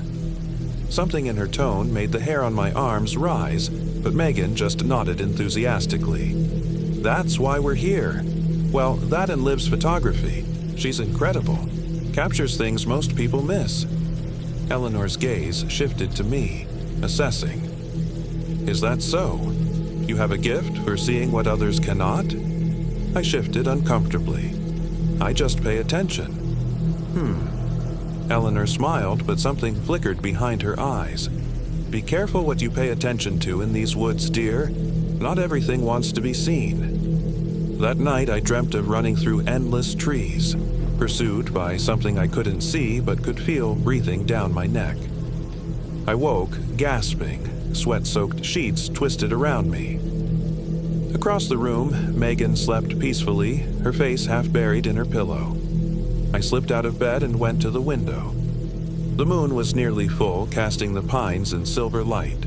They swayed even though I couldn't feel any breeze, their shadows dancing across the lawn. For just a moment, I thought I saw a figure standing at the edge of the forest, tall and unnaturally thin. But when I blinked, there was nothing but darkness between the trees. Breakfast was another showcase of Eleanor's cooking skills.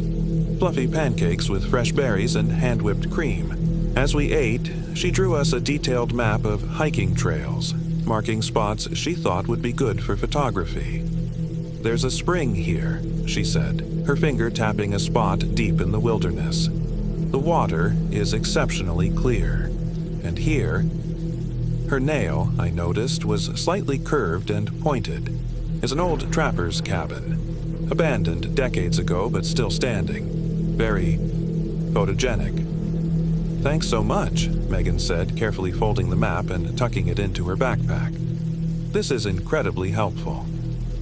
As we packed up the car, Eleanor appeared with a small cloth bag tied with twine. A little something for your journey, she said, pressing it into my hands. Tea made from local herbs. Very soothing after a long day of hiking. The bag felt unusually heavy for its size, and there was an earthy metallic smell that made my nose wrinkle. That's very kind, I said, tucking it into my pack's side pocket. Eleanor caught my wrist, her fingers surprisingly strong. Promise me you'll use it, she said, her voice intense. The forest can be challenging. This will help you both rest. I nodded, unsettled by her grip. As we drove away, I glanced in the rearview mirror. Eleanor stood motionless on her porch, watching us until we disappeared around a bend. Well, she was fascinating, Megan said cheerfully. A bit eccentric, but those scones were to die for. Did she seem odd to you? I asked, still feeling the phantom pressure of her fingers around my wrist. She's probably just lonely out here by herself, Megan shrugged. Besides, all the best people are a little weird, right? We parked at the Chapman Falls trailhead and shouldered our packs. The day was perfect for hiking. Clear skies, mild temperature, a gentle breeze carrying the scent of pine and earth. The falls themselves were spectacular, water cascading over ancient stone formations that did indeed look like they could have been carved by supernatural feet. I spent an hour photographing the play of light on water while Megan explored the surrounding area. The trouble started as we moved deeper into the park, following Eleanor's map toward our first campsite. What began as a clearly marked trail gradually became more overgrown until we were pushing through undergrowth and climbing over fallen trees. Are you sure this is right? I asked for the third time, pausing to check my compass. It was spinning wildly. the needle refusing to settle on north. Megan frowned, studying the map. According to Eleanor, there should be a stream just ahead, and the campsite is on its bank. I listened, but heard no sound of running water. Let me check the GPS again. I pulled out my phone, but the screen showed no signal and the battery had drained from 80% to 15% in the hour since I'd last checked it. That's weird, I muttered. What? My phone's almost dead. Megan pulled hers out and frowned. Mine too, and it's so hot. She held it up, and I could see it was true. Condensation had formed inside the screen. Let's just push on, I suggested, uncomfortably aware that the forest had gone silent around us. No birds, no insects, not even the sound of wind in the trees. If we don't find the stream in the next 20 minutes, we'll double back to the falls and camp there instead. We pressed forward, and I couldn't shake the sensation of being watched. Twice I turned quickly, certain I'd catch someone, or something following us, but there was never anything there. The shadows between the trees seemed to deepen despite the afternoon sun, and the air felt heavier with each step. Finally, we heard the welcome sound of water.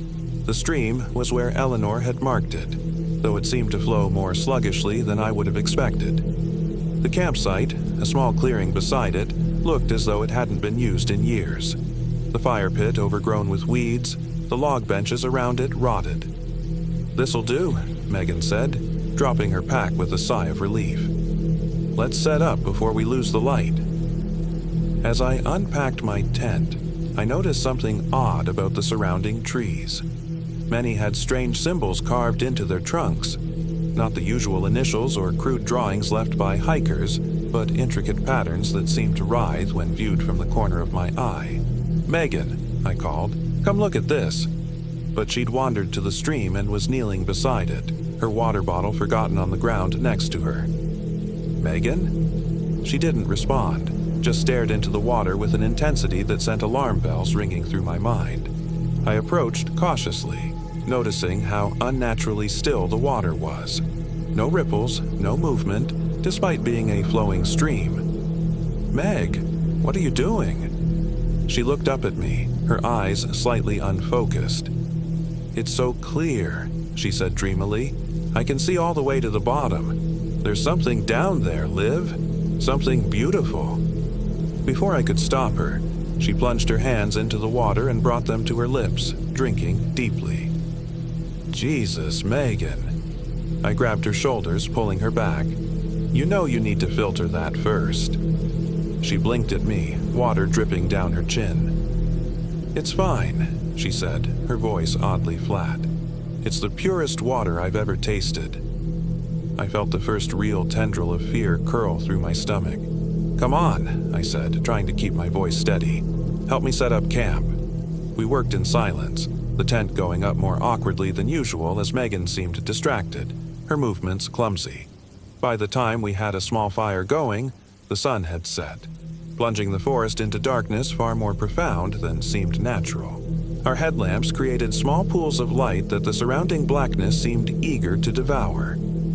"I'm going to get more firewood," Megan announced suddenly, standing up. I glanced at the substantial pile we'd already collected. "We have plenty." "We'll need more for the night," she insisted, already moving toward the tree line. "It's going to be cold." "Wait," I started, but she had already disappeared into the darkness without even taking her headlamp. I sat by the fire, increasingly uneasy as minutes stretched into an hour with no sign of Megan. Finally, I couldn't stand it anymore and grabbed my flashlight to search for her. "Megan," I called, moving carefully among the trees. "Meg, where are you?" No answer came, but as I ventured further from camp, I began to hear a soft, rhythmic sound.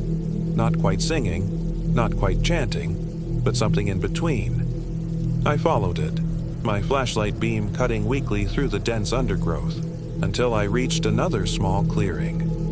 There, in the center, stood Megan. Her back was to me, her arms raised toward the night sky. Around her feet, the ground seemed to be moving, though I couldn't make out what was causing the shifting patterns in the dirt. "Megan?" My voice came out as barely a whisper. She turned slowly, and in the beam of my flashlight I saw her face. Her eyes completely black, her lips stretched in a smile that was too wide, too full of teeth. "Olivia," she said, but her voice was wrong, layered somehow, as if multiple people were speaking at once. "You should be at camp. It's not time for you yet." I stumbled backward, my heart hammering against my ribs. "Megan, what's happening to you?" She tilted her head at an impossible angle. "Megan is here with me. She's showing me such interesting things about you, Olivia. Your fears, your weaknesses, the darkness you try so hard to keep buried." I ran. Branches whipped against my face. Roots seemed to reach up to trip me, but blind panic drove me forward until I burst back into our campsite. I threw myself into the tent, zipping it closed as if thin nylon could protect me from whatever had taken hold of my friend. Hours later, I heard footsteps approaching. The tent zipper slowly opened, and Megan's face appeared. Normal now, concerned. "Liv? What are you doing in here alone? I've been looking everywhere for you." I shrank back against my sleeping bag. "Where have you been?" She frowned. "Getting firewood, like I said, but I got a little turned around in the dark. Why are you looking at me like that?" "I saw you in a clearing," I said, watching her carefully. "You were different." Megan laughed, crawling into the tent. "Different how? You're freaking me out." I wanted desperately to believe that what I'd seen had been a hallucination, a trick of light and shadow and my own anxiety. "Never mind," I said finally. "I'm just tired." That night, I lay awake, listening to Megan's breathing. It wasn't the familiar rhythm I'd heard on countless camping trips before. It was irregular, with occasional pauses so long I'd find myself holding my own breath, waiting. Just before dawn, I must have drifted off, because I jerked awake to find Megan's face inches from mine, her eyes open but empty, that too wide smile back on her lips. "Jesus," I gasped, scrambling backward. Megan blinked and her expression returned to normal. "What? What's wrong?" "Nothing," I lied, my heart racing. "Bad dream." The next day passed in a fog of dread. Megan seemed mostly like herself, but there were moments. A blank stare that lasted too long, a laugh that didn't match the situation, the way she would sometimes stop mid-sentence and tilt her head as if listening to a voice only she could hear. We hiked deeper into the park, following Eleanor's map to the old trapper's cabin she'd mentioned. The structure was even more dilapidated than I'd expected. Half the roof caved in, the door hanging by a single rusted hinge. But something compelled me to explore it. Perhaps the photographer in me drawn to its decaying beauty. Inside, dust motes danced in the shafts of light streaming through the damaged roof. Animal droppings and dead leaves littered the floor, but one corner contained an old wooden chest that seemed relatively intact. Curious, I tried the lid. It was unlocked, and inside I found a leather-bound journal, its pages yellowed but still legible. "Find anything cool?" Megan called from outside. "Just some old book," I replied, tucking the journal into my pack to examine later. Something told me I shouldn't let Megan see it. That evening, while Megan was washing at a nearby creek, I took out the journal and began to read by firelight.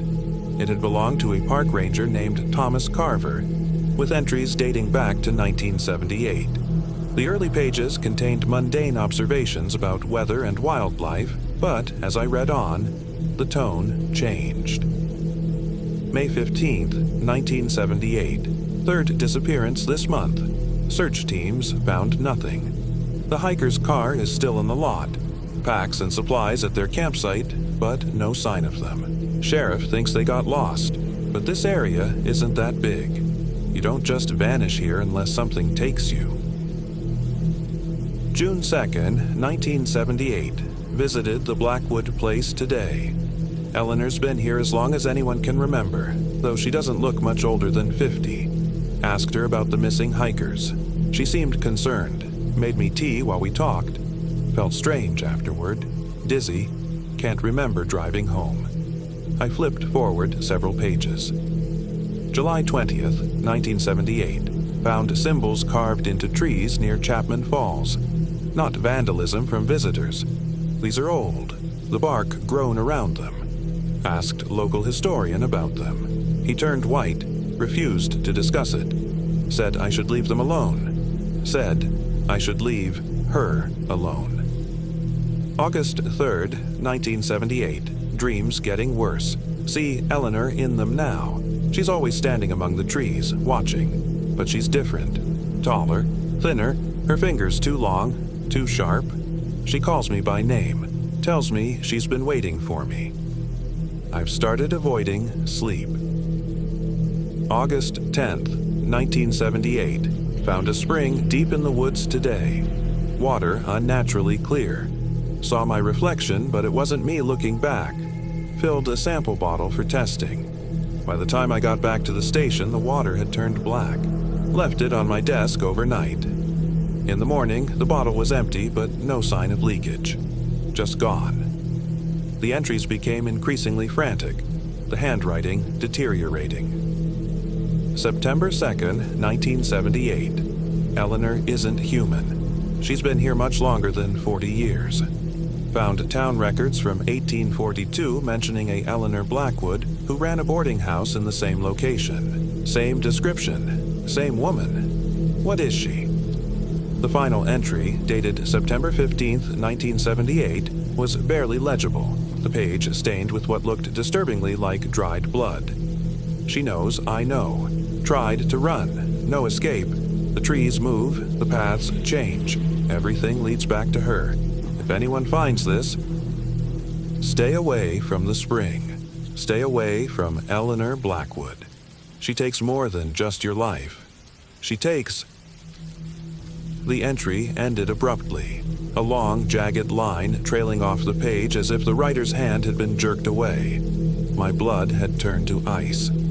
I closed the journal with trembling hands, the ranger's warning echoing in my mind. The spring.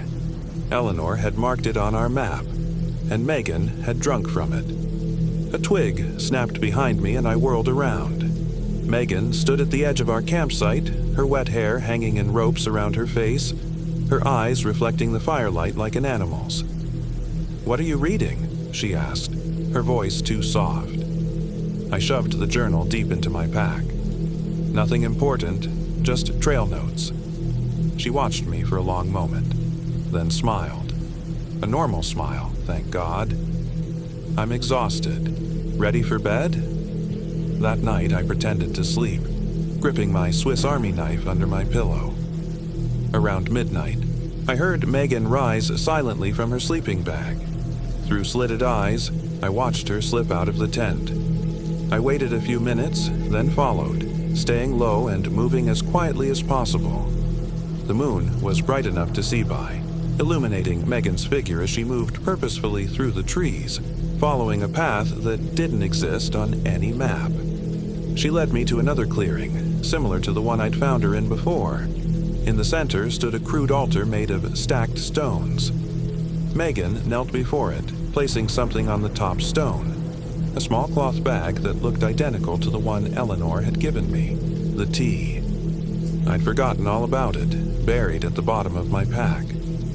Megan began to speak in a language I didn't recognize, guttural sounds that seemed to hurt her throat.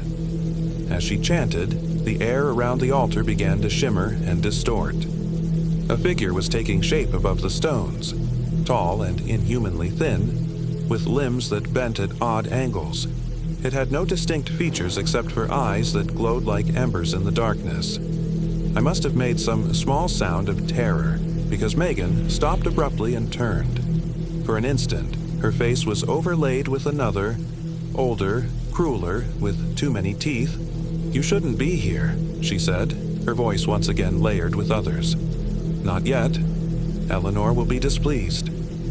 I ran again, but this time the forest fought me.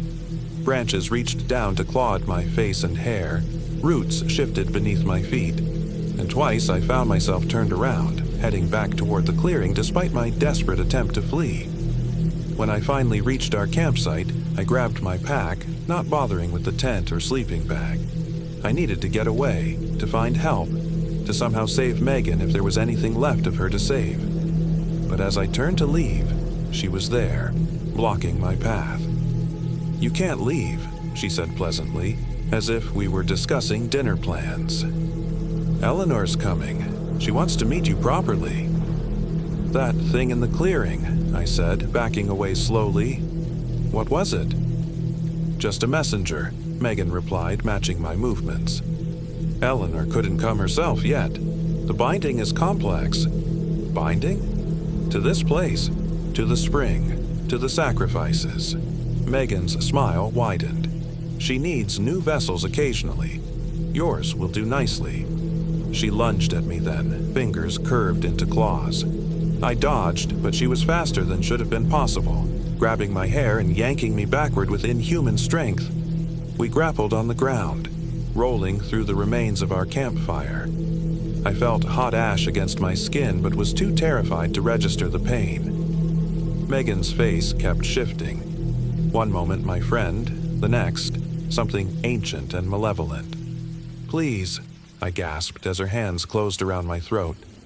"Megan, if you're in there, please fight it." For just a second, I saw confusion flicker in her eyes, a moment of my real friend surfacing. I used the hesitation to break free, scrambling for my pack. My hand closed around the first potential weapon I found, my heavy metal flashlight. I swung it with all my strength as Megan lunged again. There was a sickening crack as it connected with her temple and she crumpled to the ground. "Oh God, Megan," I sobbed, dropping to my knees beside her. She was breathing, but unconscious, blood trickling from the wound on her head. I had to get help, but I couldn't leave her like this. Using the rope from our tent, I bound her wrists and ankles, hating myself for it but seeing no alternative. I dragged her into the tent, arranged her in recovery position and zipped it closed. Then I grabbed my pack and the journal and headed back the way we'd come, toward Eleanor's B&B.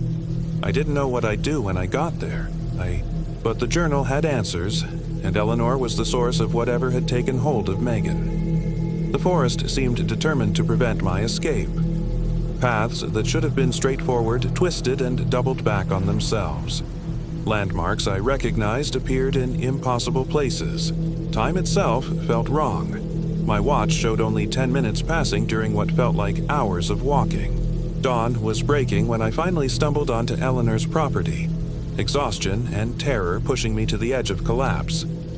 The house looked different in the early morning light, older, more decrepit, as if the well-maintained B&B had been a glamour that was now fading. I approached cautiously, clutching the ranger's journal like a talisman. The front door was unlocked, swinging open at my touch with a groan of ancient hinges. "Eleanor?" I called, my voice echoing in the empty foyer. The interior of the house was changed too. Dusty, cobwebbed, long abandoned. I moved deeper inside, following a sound I couldn't quite identify, a wet, rhythmic squelching coming from somewhere below. At the back of the kitchen, I found a door that led to stairs descending into darkness. Every instinct screamed at me to run, but I couldn't leave without answers. Without finding a way to help Megan, I flicked on my flashlight and started down the stairs. The basement was a chamber of horrors. Glass jars lined rough wooden shelves, each containing what looked disturbingly like preserved human organs. Bundles of herbs and bones hung from the ceiling.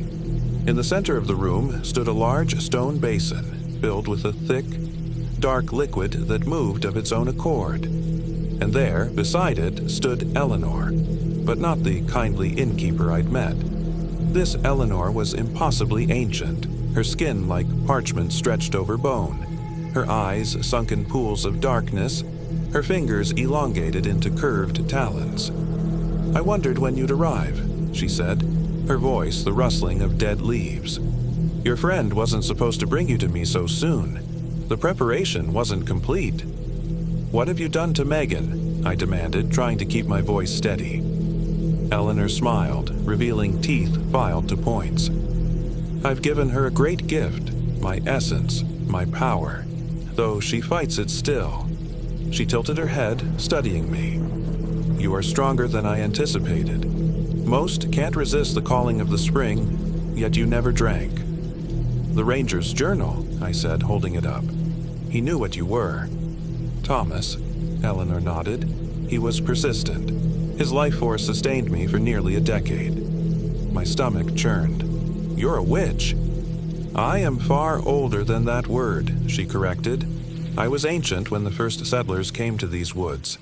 They named this place for me, though they didn't know it, the Devil's Hop Yard. She laughed, a sound like breaking glass. Simple minds need simple explanations. Let Megan go, I said. Whatever you've done to her, undo it. Eleanor shook her head. It's too late for that. The binding has begun. Soon she will be gone entirely, and I will wear her skin as I've worn so many others over the centuries. She gestured to the basin. Each vessel eventually decays, you see. I need fresh blood, fresh life. As she spoke, I noticed something on a table behind her. A collection of small cloth bags identical to the one she'd given me. The tea. Your friend is probably dead by now, Eleanor continued, moving toward me with an unnatural, gliding motion. I felt the connection waver hours ago. No matter. You will do just as well. I backed away, my mind racing. The journal had mentioned symbols, a binding that kept Eleanor connected to this place. The carved trees I'd seen around our campsite, the altar in the clearing, all part of her magic. You're bound to the spring, I said, playing for time. You can't leave this forest. Eleanor's smile widened. Clever girl. But I don't need to leave. The world comes to me, one hiker at a time. She lunged with shocking speed, her talons slashing toward my face. I ducked and rolled, coming up beside the table of herb bags. In one desperate move, I grabbed the edge of the table and upended it, sending the bags flying into the stone basin. Eleanor shrieked, a sound so inhuman it seemed to vibrate through my bones. The liquid in the basin began to bubble and steam, filling the room with a foul-smelling mist. "What have you done?" she howled, rushing toward the basin. I didn't wait to find out. I ran for the stairs, taking them two at a time, Eleanor's rage-filled screams pursuing me through the house and into the yard. Outside, the forest was transforming. Trees twisted and contorted, their branches reaching down like grasping hands. The ground beneath my feet trembled and split. From somewhere deep in the woods came an answering cry. Megan's voice, but distorted, agonized.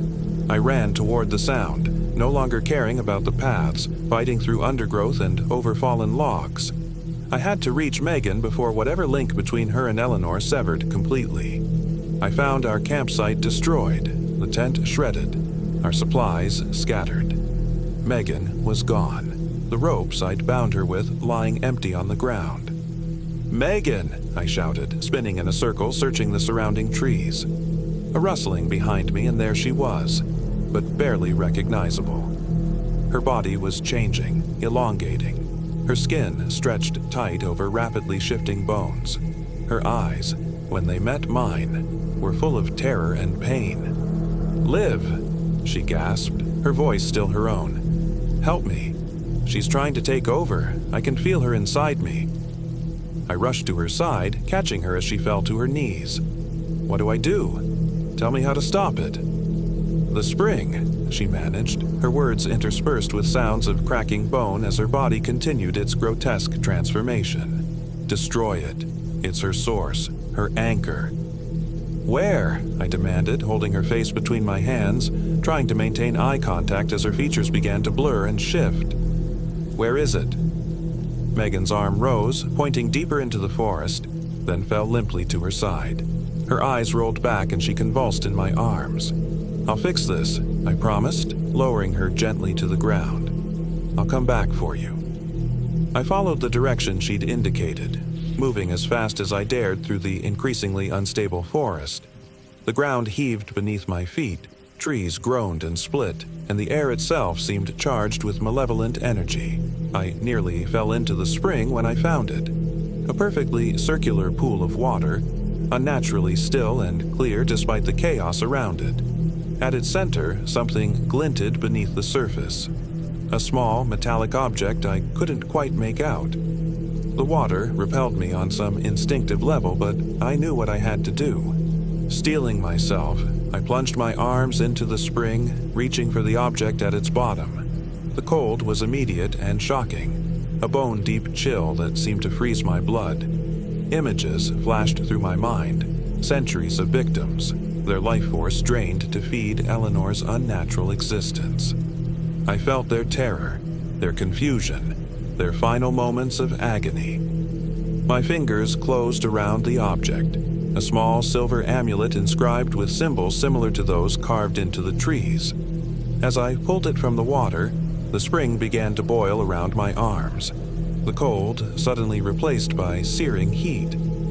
I stumbled backward, clutching the amulet, my skin blistering from the abrupt temperature change. Behind me, Eleanor's voice rose in a howl of rage and fear.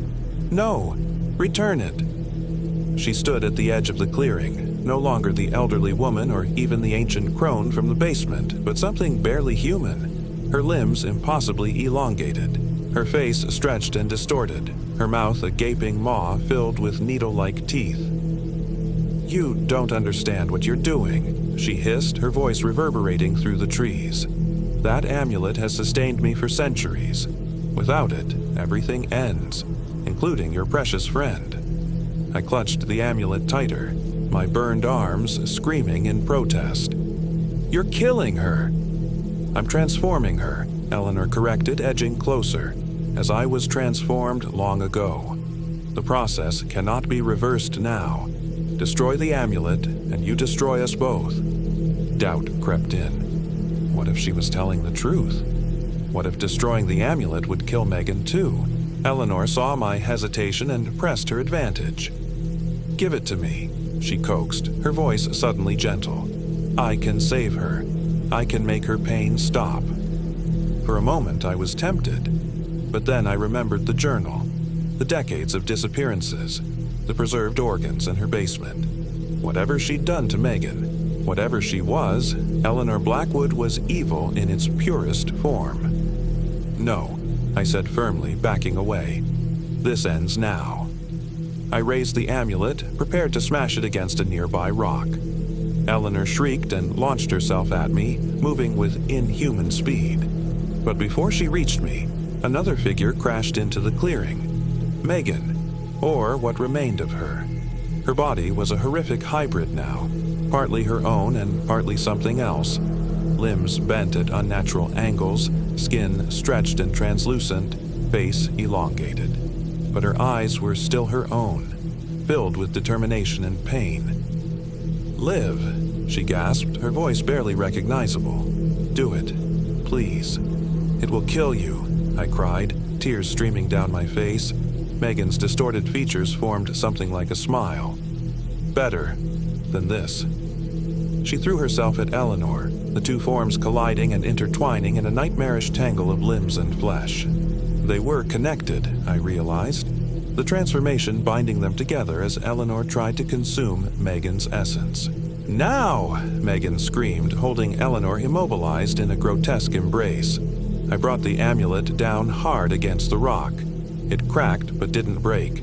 I struck again with desperate strength, and this time it shattered, releasing a blinding flash of greenish light and a sound like 1,000 voices screaming in unison. The force knocked me backward into the spring. The water, no longer clear but dark and viscous, closed over my head. I fought to the surface, gasping for air, just in time to see Eleanor and Megan consumed by whirling darkness. Eleanor's form was disintegrating, pieces of her flaking away like ash in a strong wind. She reached toward me with dissolving fingers, her face contorted in hatred and fear. "This isn't over," she snarled, her voice fading. "I've marked you. I'll find you again." Megan stood within the whirlwind, her body slowly returning to its human form as Eleanor's essence was torn away. Our eyes met one last time, and I saw gratitude in hers, alongside something else, a deep, irrevocable loss. "Thank you," she mouthed before the darkness engulfed them both completely. When it cleared, Only Megan remained, crumpled on the forest floor like a discarded doll. I scrambled out of the spring, now just an ordinary pool of murky water, and ran to her side. She was breathing, barely, her pulse weak but present. Her body was her own again, but her eyes, when they fluttered open, were vacant. Empty windows to a mind that had retreated deep within itself. "Megan," I whispered, cradling her head. "Meg, can you hear me?" No response, just that empty stare, focused on something I couldn't see. It took me hours to get us out of the forest.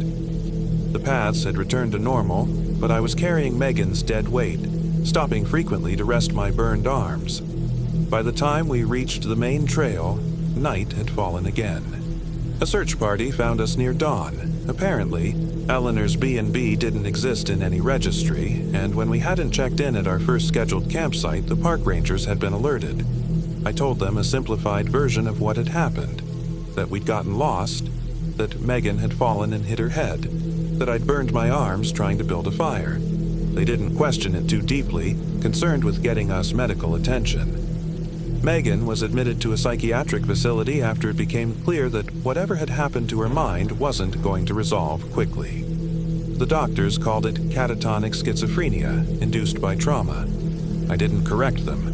I visited her every week for months, sitting beside her bed, telling her about the outside world, hoping for some flicker of recognition. Occasionally, she would turn toward the sound of my voice, or her fingers would twitch in mine, but that was all.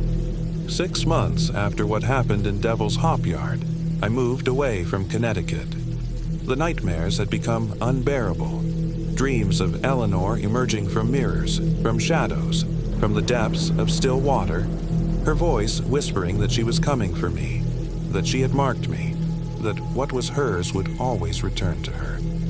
I tried to convince myself they were just dreams, the product of trauma and guilt. But sometimes, when I looked in the mirror, I thought I caught a glimpse of something else looking back, something ancient and patient and hungry. The burns on my arms healed, but they left strange scars, patterns that resembled the symbols I'd seen carved into the trees that had decorated the silver amulet. They seemed to shift when I wasn't looking directly at them, rearranging themselves into new configurations. Last week, I received a call from Megan's care facility. For the first time since that night, she had spoken. A single sentence repeated over and over, and she's coming for Olivia. I packed a bag that night and have been moving ever since, never staying in one place for more than a day. I'm writing this in a motel room in some nameless town, the bathroom sink dripping steadily in the background. Earlier, I thought I saw the water turn clear for a moment.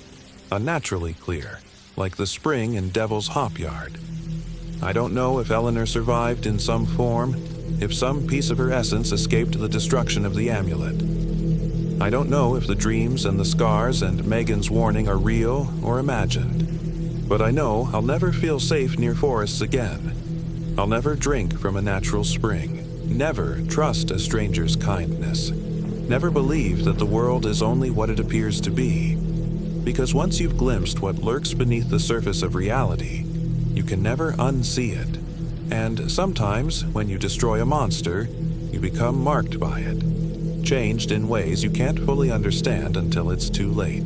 I think it's too late for me now. The dripping has stopped.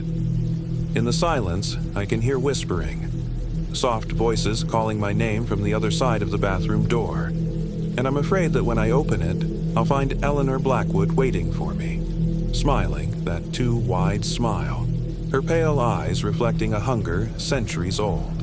Or worse, I'll find Megan, returned from whatever mental prison she's been trapped in, but changed, coming to tell me that what Eleanor started was never truly finished. Either way, I think my time is running out. If anyone finds this account, stay away from Devil's Hop Yard State Park. Stay away from springs that seem too clear, from kind strangers offering herbal tea, from paths that twist in ways they shouldn't. And if you ever meet a woman named Eleanor Blackwood, run. Run, and don't look back. Because she's patient and she's hungry, And what belongs to her always returns in the end. My name is Olivia Winters. I'm 34 years old, and I don't think I'll live to see 35.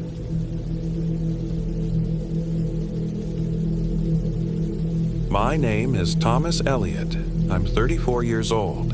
This happened in October of 2023, though sometimes it feels like I'm still living it. The autumn colors in Connecticut were at their peak when I convinced my friends to join me on what was supposed to be a 3-day hiking and camping trip through Devil's Hopyard State Park and the surrounding wilderness. Our little group from the accounting firm had been talking about getting away from spreadsheets and client meetings for months, but only 4 of us actually committed when the time came. Myself, Derek Wilson, Megan Chen, and Allison Novak.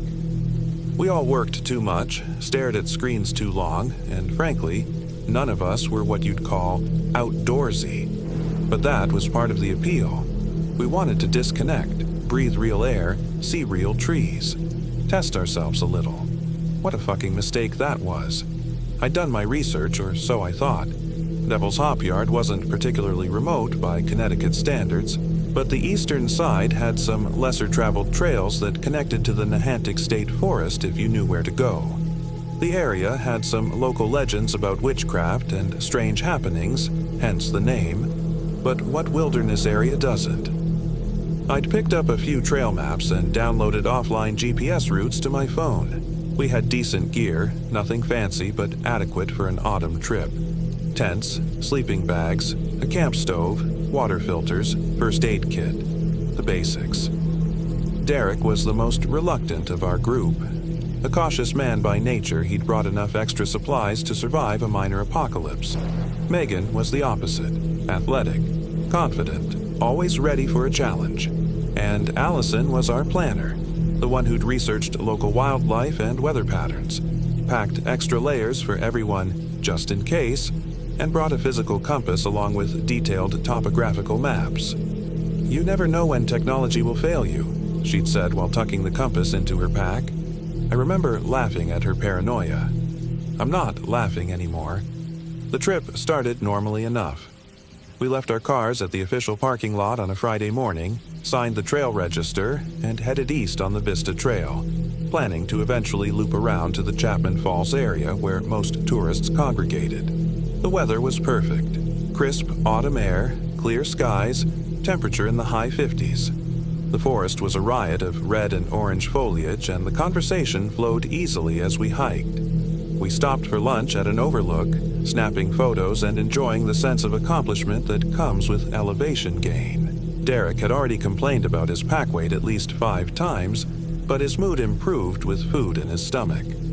Megan teased him about being soft, and Allison reminded us all about proper food storage to avoid attracting bears. "Did you know there are local stories about this place dating back to colonial times?" Megan asked as she munched on a protein bar. Supposedly, early settlers thought the devil himself created the potholes in the stream beds. "I read that too," I said, "and there were rumors of witches using the falls for rituals." Derek rolled his eyes. "Every New England forest has witch stories. It's practically required by law.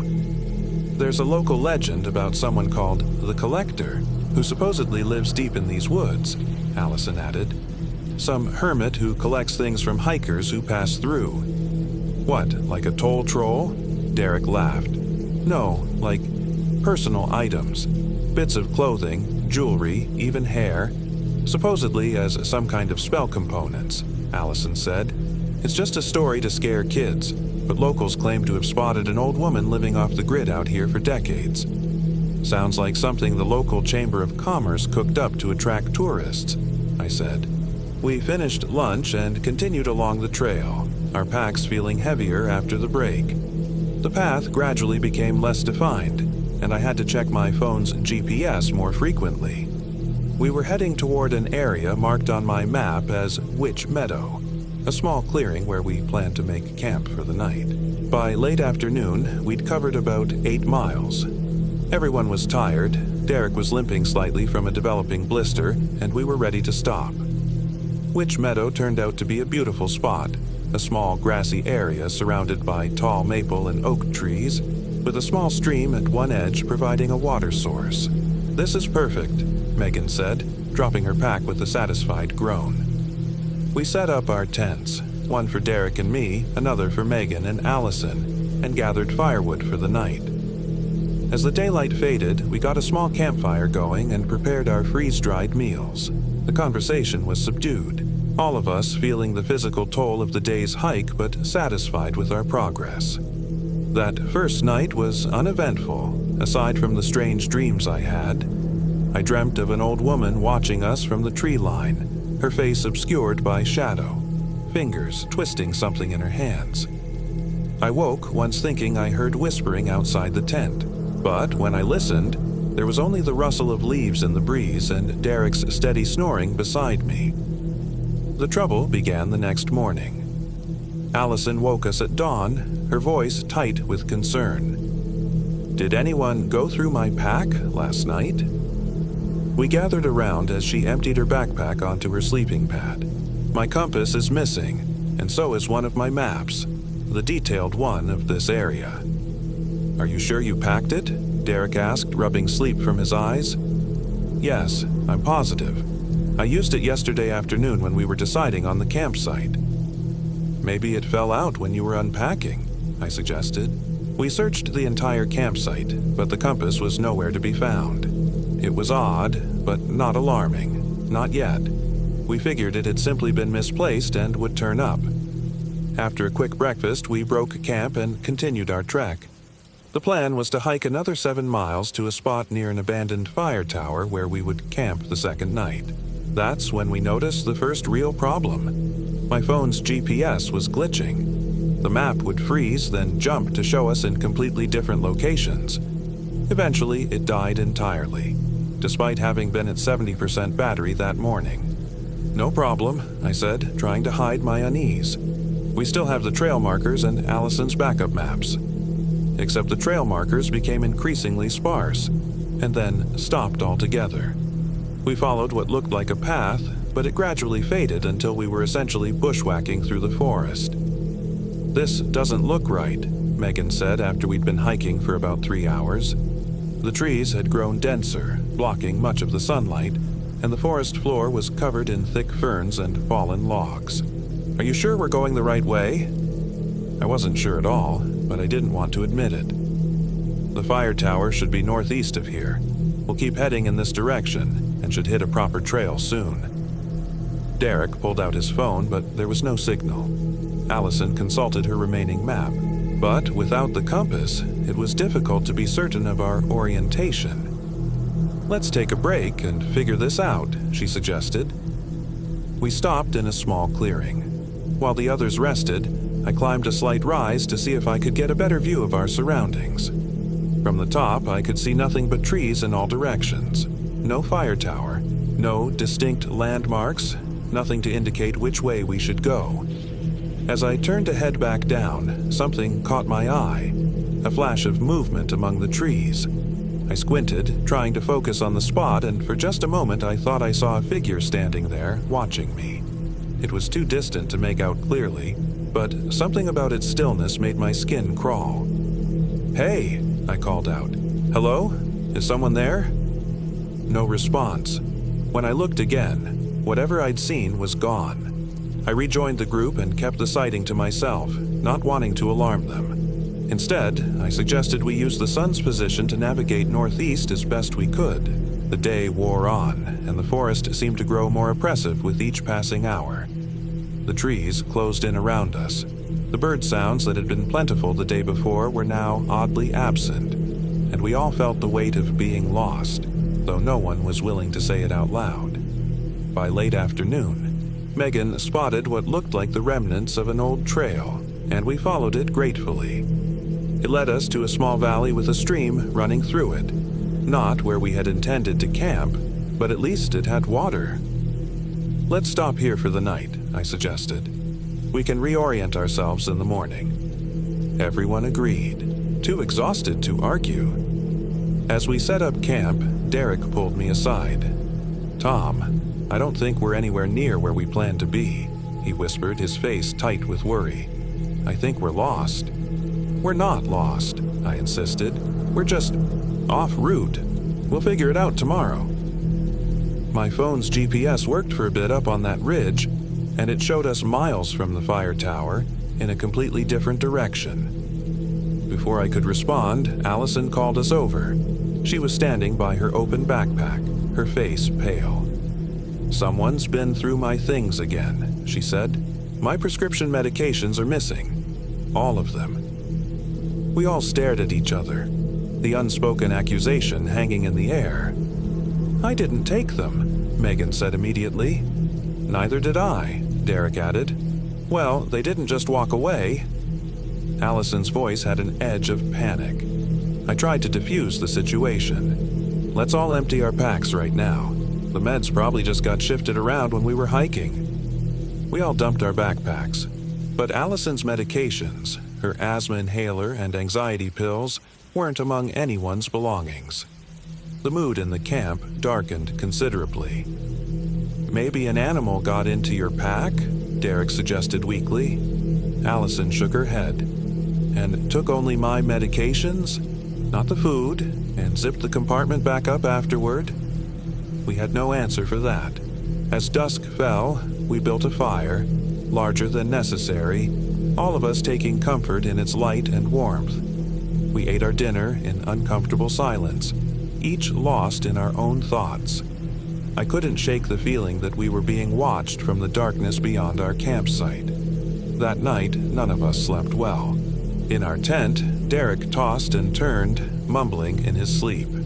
Outside, the forest seemed alive with sounds, rustling leaves, cracking twigs, and occasionally what sounded disturbingly like footsteps circling our camp. At one point, I was certain I heard whispering, a soft, raspy voice speaking words I couldn't quite make out. I lay rigid in my sleeping bag, straining to listen, telling myself it was just the wind or my imagination. But deep down, I knew it wasn't. I must have fallen asleep eventually, because I woke with a start to Megan's scream. It was still dark, the pre-dawn hours when the night is at its blackest. I scrambled out of the tent, Derek right behind me. Megan was standing by the remains of our fire, pointing at something on the ground. In the dirt, illuminated by the beam of her headlamp, was Allison's missing compass. It was damaged, the glass face shattered, the needle removed. Next to it lay several pills from her medication, crushed to powder and arranged in a strange pattern. "What the hell?" Derek whispered. I looked around for Allison but didn't see her. "Where's Allison?" "Still in the tent, I think," Megan said, her voice shaking. "I got up to pee and found this." I walked over to the women's tent and called Allison's name. No response. I unzipped the tent flap and peered inside. Empty. Allison's sleeping bag was there, unzipped from the inside, but she was gone. "Allison!" I shouted into the darkness of the forest. "Allison!" Derek and Megan joined in, calling her name, our voices echoing through the trees. We searched the immediate area with our flashlights, finding nothing. "She wouldn't just wander off in the dark," Megan said, her face ghostly in the beam of her headlamp. "Especially without her medications." "Maybe she heard something and went to check it out," Derek suggested, but even he didn't sound convinced. We spent the next hour searching, venturing further from camp in widening circles, calling Allison's name until our voices grew hoarse. The forest seemed to swallow our shouts, giving nothing back but eerie silence. As dawn finally broke, casting weak gray light through the trees, we gathered back at the campsite, exhausted and frightened. "We need to find the nearest ranger station or road," I said, trying to sound more confident than I felt. "Get help." "Which direction?" Megan asked. "We don't even know where we are." "East," I decided. "If we keep heading east, we'll eventually hit civilization. Connecticut isn't that big." We packed up quickly, leaving Allison's tent and sleeping bag set up in case she returned. On a piece of paper torn from my journal, I wrote a note explaining that we had gone for help and would be back. I weighted it down with a rock next to the compass and crushed pills, which none of us wanted to touch. As we were about to leave, Derek grabbed my arm. "Look," he whispered, pointing to the ground at the edge of our camp. There, in the soft earth, was a set of footprints. They weren't Allison's hiking boots. These were different, smaller, with an odd pattern on the sole. They led away from our camp into the forest. "Should we follow them?" Megan asked. I hesitated, then nodded. They might lead to Allison. The tracks were clear at first, but soon became harder to follow as the ground grew rockier. We kept going in the same general direction, calling Allison's name periodically. After about 20 minutes of walking, we entered a clearing unlike any we'd seen before. At its center stood an enormous oak tree, its trunk wider than any of the surrounding trees, its branches reaching out like gnarled fingers. The grass beneath it was yellowed and dead in a perfect circle around the base, and hanging from the lower branches were objects, dozens of them. Small things at first glance, strips of cloth, bundles of twigs tied with hair, animal bones, and bits of metal that glinted in the morning light. As we moved closer, our horror grew. Among the hanging items were things that looked disturbingly like personal belongings. A watch with a broken strap, a single hiking boot, what appeared to be part of a torn backpack, a child's stuffed animal with one eye missing. "What the fuck is this?" Derek whispered, his face ashen. "We should go," Megan said urgently. "Now." But I was transfixed by something hanging from a branch at eye level, a small silver object that looked familiar. I stepped closer, reaching out to touch it. It was a charm bracelet. Allison's charm bracelet, the one she never took off because it had been a gift from her late mother. "Guys," I said, my voice barely audible, "this is Allison's." As if triggered by those words, a rustling sound came from the other side of the massive tree. We all froze. Slowly, a figure emerged from behind the trunk. For one hopeful, irrational moment, I thought it might be Allison. But it wasn't. It was an old woman, so ancient that her face was a map of deep wrinkles, her back bent with age. She wore what looked like layers of tattered clothing, patches of different materials sewn together haphazardly. Her white hair hung in matted strands around her face, and her eyes, God, her eyes were milky white, the irises barely visible. She smiled at us, revealing few teeth. "Visitors," she said, her voice a dry rasp that raised the hair on my arms. "It's been so long since I've had proper visitors." None of us spoke. None of us moved. "You're looking for your friend," the old woman continued, running a gnarled finger along the trunk of the oak. "The nervous one, always counting her steps, checking her little direction finder." "Where is she?" I managed to ask. The old woman's smile widened. "She's helping me with my collection. I've been the keeper of this place for so long, you see? The collector, some call me. Agnes Matheson is my true name, though it's been years since anyone's used it." "What did you do to her?" Megan demanded, her voice stronger than I expected. Agnes tilted her head, studying Megan like a curious insect. "Do? I simply showed her the way." She gestured to the hanging objects. "Everyone leaves something behind. A contribution. The forest demands it." "We're leaving," Derek said suddenly, backing away. "And we're taking Allison with us." Agnes laughed, a sound like dry leaves crumbling. "No one takes anything from my collection, but don't worry. She's not in pain. Not anymore." I felt sick, my mind racing with terrible possibilities. "Tell us where she is. Now."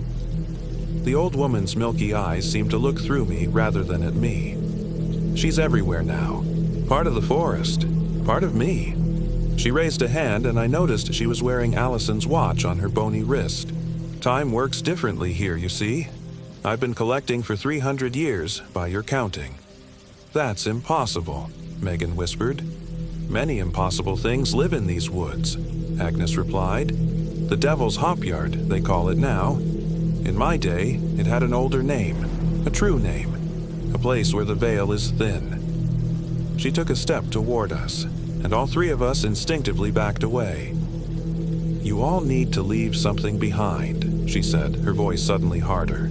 "A contribution. The forest has already taken some small things, a compass, some medicine. but it needs more. It always needs more.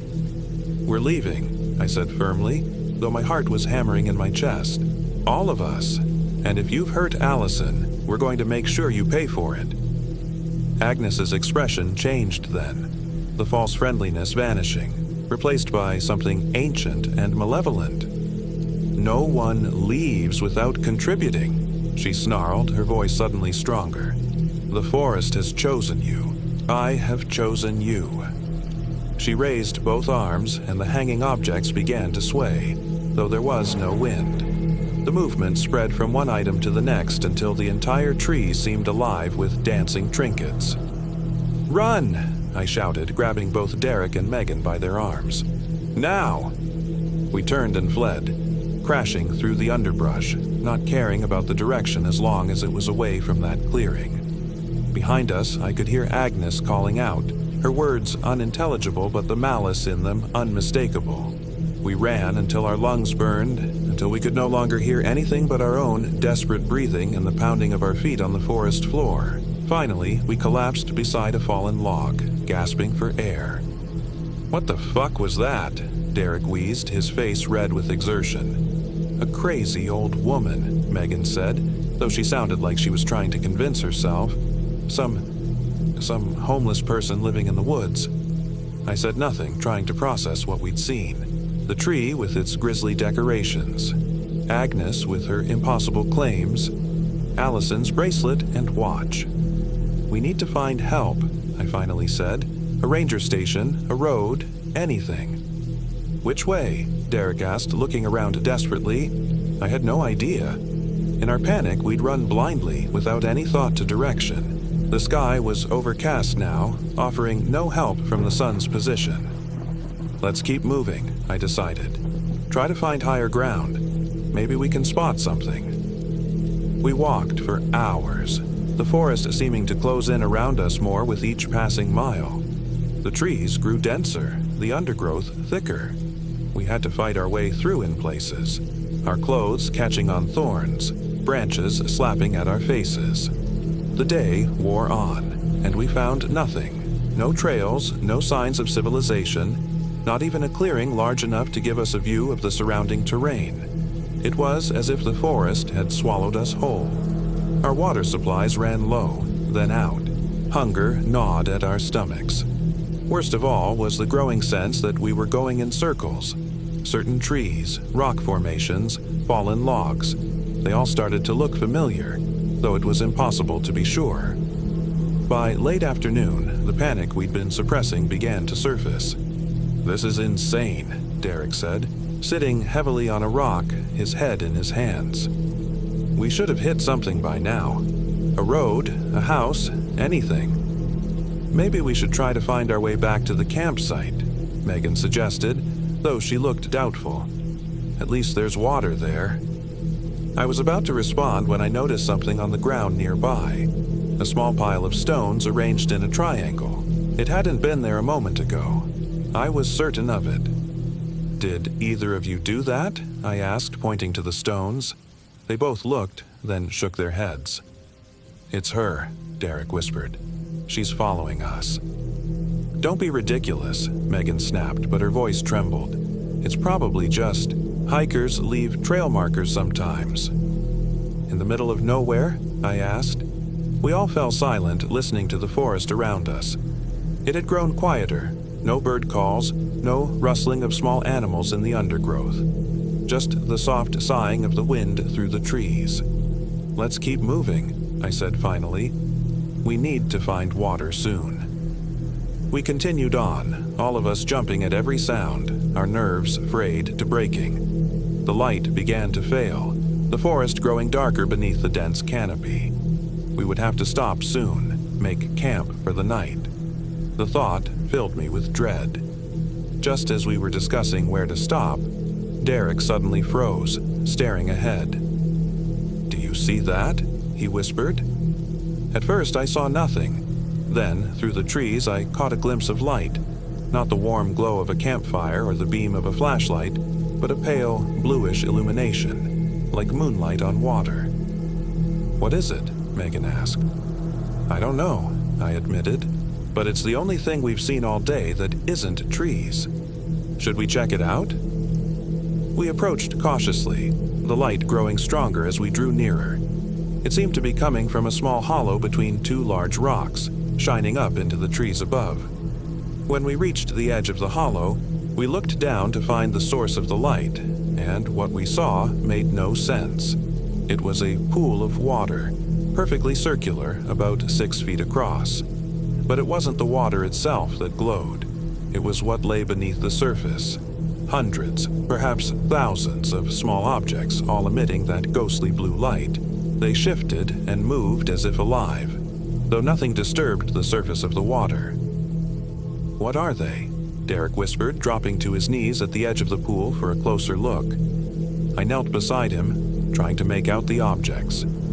As my eyes adjusted, I could see that they were similar to the things hanging from Agnes's tree. Personal items, trinkets, pieces of clothing. But these were all glowing with that eerie light. "Don't touch the water," I warned as Derek's hand hovered over the surface. Too late. His fingers dipped below the surface, reaching for something that had caught his eye. The moment his skin made contact with the water, the glow intensified dramatically, bathing us all in cold blue light. Derek gasped, not in pain but in surprise. It's warm," he said, his voice strange and distant. "And there's something." He reached deeper, his arms submerging up to the elbow. His face had gone slack, his eyes unfocused. "Derek!" I grabbed his shoulder, trying to pull him back. "Stop!" But he seemed not to hear me. With a sudden jerk, he plunged his entire arm into the water, his hand closing around something at the bottom of the pool. "I've got it," he murmured, his voice dreamy, disconnected. He pulled his arm back, water streaming from his sleeve. In his hand was a small object, a silver pendant on a broken chain. As Derek stared at it, mesmerized, the pendant began to glow more intensely than the other objects in the pool. A drop of water fell from it onto his wrist, and where it touched, his skin briefly glowed with the same blue light before fading. "Put it back," Megan urged, her voice tight with fear. "Derek, put it back now." Derek looked up at us and I recoiled. His eyes had changed, the whites now tinged with that same blue luminescence. His pupils dilated to the point where the iris was barely visible. "We need to keep these," he said, his voice still eerily calm. "She said we need to contribute. I think I understand now." "Who said?" I demanded. "Agnes?" Derek's head tilted as if listening to something we couldn't hear. "Not Agnes. The forest. The old ones who were here before." "Derek, you're scaring us," Megan said, reaching for the pendant. "Give me that thing." Derek's hand closed around the pendant and he backed away from us. "No, it's mine now. My contribution." He tucked the pendant into his pocket and stood up. "We should keep going. She's waiting for us." "Who's waiting?" I asked, though I feared I knew the answer. Derek smiled, an expression that didn't reach his changed eyes. "Allison. She's found her place. She wants to show us." My blood ran cold. Derek had always been the most rational of us, the most skeptical. Now he was talking like he wasn't Derek anymore. "Let's make camp here," I suggested, trying to keep my voice steady. "It's getting dark. We're all exhausted and not thinking clearly." "No," Derek said firmly. "We need to go now. Follow me." He turned and began walking purposefully through the trees, in a direction we hadn't been heading before. Megan and I exchanged terrified glances. "What do we do?" she whispered. "We can't leave him," I said, "but I don't think we should follow him either. Maybe we can grab him, get that thing away from him?" I nodded. "Let's try. Be careful, though." We hurried after Derek, who was moving with surprising speed through the increasingly dark forest. When we caught up to him, I placed a hand on his shoulder. "Derek, buddy, stop for a second. Let's talk about this." He shrugged off my hand without breaking stride. "There's nothing to talk about. I see it clearly now. The forest provides for those who provide for it." "Derek, please," Megan tried. moving to block his path. That pendant is doing something to you. You're not yourself. For a moment, Derek stopped looking at Megan with those disturbing blue-tinged eyes. Then, with shocking speed, he shoved her aside, sending her stumbling into a tree. "Don't interfere," he said, his voice no longer sounding like Derek at all. Deeper, resonant with something ancient and cold. I lunged at him then, trying to tackle him to the ground. We grappled briefly, but Derek was stronger than I'd ever known him to be. He threw me off with ease, and I landed hard on my back, the wind knocked out of me. "You'll understand soon," Derek said, looking down at me. "Both of you, when you make your contributions." With that, he turned and continued walking. Megan helped me to my feet, and we watched helplessly as Derek disappeared into the gathering darkness. "What do we do now?" Megan asked, her voice cracking. I had no good answer. Night was falling fast, and we were lost in a forest that increasingly felt like it was actively hostile to us. One friend was missing, presumed dead. Another had been transformed into something we didn't recognize. "We need to find shelter for the night," I finally said. "Make a fire if we can. Try to figure this out." We found a small hollow beneath an overhanging rock face, offering some protection from the elements and from watching eyes. We gathered what dry wood we could find in the fading light and managed to start a small fire using Derek's abandoned lighter. As we huddled beside the meager flames, neither of us spoke for a long time. The events of the day seemed too bizarre, too terrifying to process. "Do you think Allison is really—" Megan finally asked, unable to finish the sentence. "I don't know," I admitted. "But whatever that old woman, Agnes, did to her, I think she's doing the same to Derek now." "Through that pendant," Megan said, nodding. "There was something wrong with that water, with all those glowing things. They looked like the objects hanging from her tree," I pointed out, "but transformed somehow." "Contributions," Megan whispered, recalling Agnes's words. "The forest demands it." We fell silent again, both of us staring into the fire as if it might hold answers. Around us, the forest had come alive with night sounds, the hooting of owls, the rustle of nocturnal creatures, the creaking of branches in the wind, and occasionally, distantly, what sounded like whispering. Despite our exhaustion, neither of us slept much that night. We took turns keeping watch, though we had no real plan for what to do if Agnes, or whatever Derek had become, found us. I was on watch, Megan finally having fallen into a fitful sleep, when I heard it, a twig snapping nearby, followed by the unmistakable sound of footsteps approaching our shelter. I tensed, reaching for a heavy branch we'd kept by the fire as a makeshift weapon. The footsteps grew closer, deliberate and unhurried. A figure appeared at the edge of our firelight. For a moment, I thought it was Derek returning to us, but as it drew nearer, I saw that it was Allison. She looked wrong. Her clothes were the same ones she'd been wearing when she disappeared, but they were now stained with dirt and what looked like moss. Her hair hung in lank strands around her face, and her skin had a grayish cast to it. But it was her eyes that truly horrified me. They glowed with the same blue light as Derek's had, as the objects in the pool had. "Allison," I whispered, not wanting to wake Megan just yet. Allison's head tilted, her movements jerky and unnatural. "Thomas," she said, her voice a hollow echo of its former self. "I've been looking for you." "What happened to you?" I asked, gripping the branch tighter. "I've been shown the truth," she replied, taking another step closer. "The forest has accepted my contribution. It will accept yours, too." "Where's Derek?" Allison's face stretched into a smile that was not her own. "Preparing. The collector is teaching him." "Agnes," I said. "What is she? What has she done to you and Derek?" "Agnes is just a vessel," Allison said, her glowing eyes fixed on me.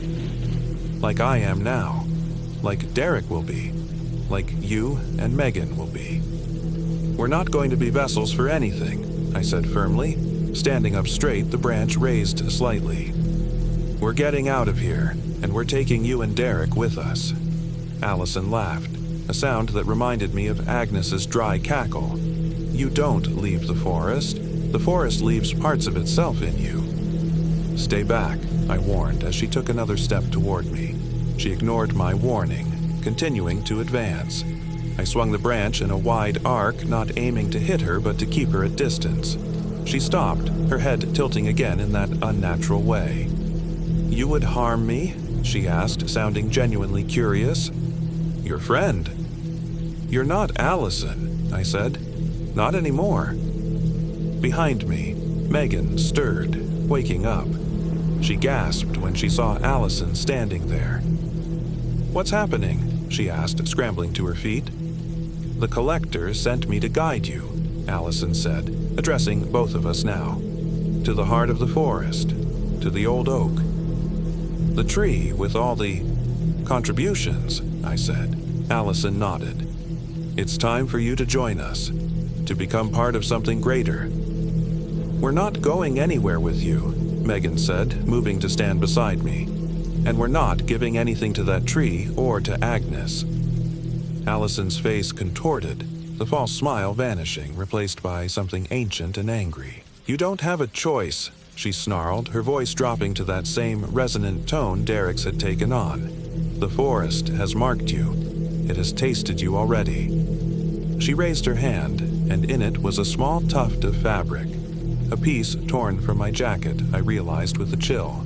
Another contribution for the tree. "The collector knows your scent now," Allison continued. "She knows your fear. You cannot hide." As if on cue, we heard more footsteps approaching from different directions. Multiple sets surrounding our small shelter. "Run," I whispered to Megan. "Now." We bolted from our makeshift camp, charging past Allison, who made a grab for my arm but missed. I could hear her behind us, calling out in that voice that wasn't hers, "You can't escape. The forest owns you now." We crashed through the underbrush, branches whipping our faces, thorns tearing at our clothes.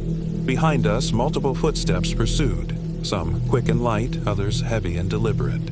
I didn't dare look back, focusing only on putting one foot in front of the other, dragging Megan by the hand when she stumbled. The forest had grown impossibly dark, the trees looming overhead like sentinels, their branches reaching down as if trying to entangle us. The ground seemed to shift beneath our feet, roots appearing from nowhere to trip us, soft earth giving way unexpectedly. It was as if the forest itself was conspiring against our escape. "Thomas," Megan gasped, her breath coming in ragged bursts. I can't keep going like this." "We have to," I urged, pulling her along. "They're still behind us." We pushed on, our pace slowing as exhaustion and dehydration took their toll. The sounds of pursuit had faded somewhat, but I could still hear movement in the forest around us. Not directly behind us now, but to the sides, as if our pursuers were flanking us, herding us in a specific direction. The realization hit me with chilling clarity. They weren't just chasing us. They were driving us somewhere. "Wait," I said, pulling Megan to a stop. "We need to change direction. They're leading us somewhere." "Where?" she asked, bent over, hands on her knees as she struggled to catch her breath. "I don't know, but we need to break their pattern. Let's double back, try to circle around them." Megan nodded wearily, and we set off again, this time moving perpendicular to our previous path. It was slow going, the terrain becoming increasingly difficult. Steeper, rockier, the undergrowth denser.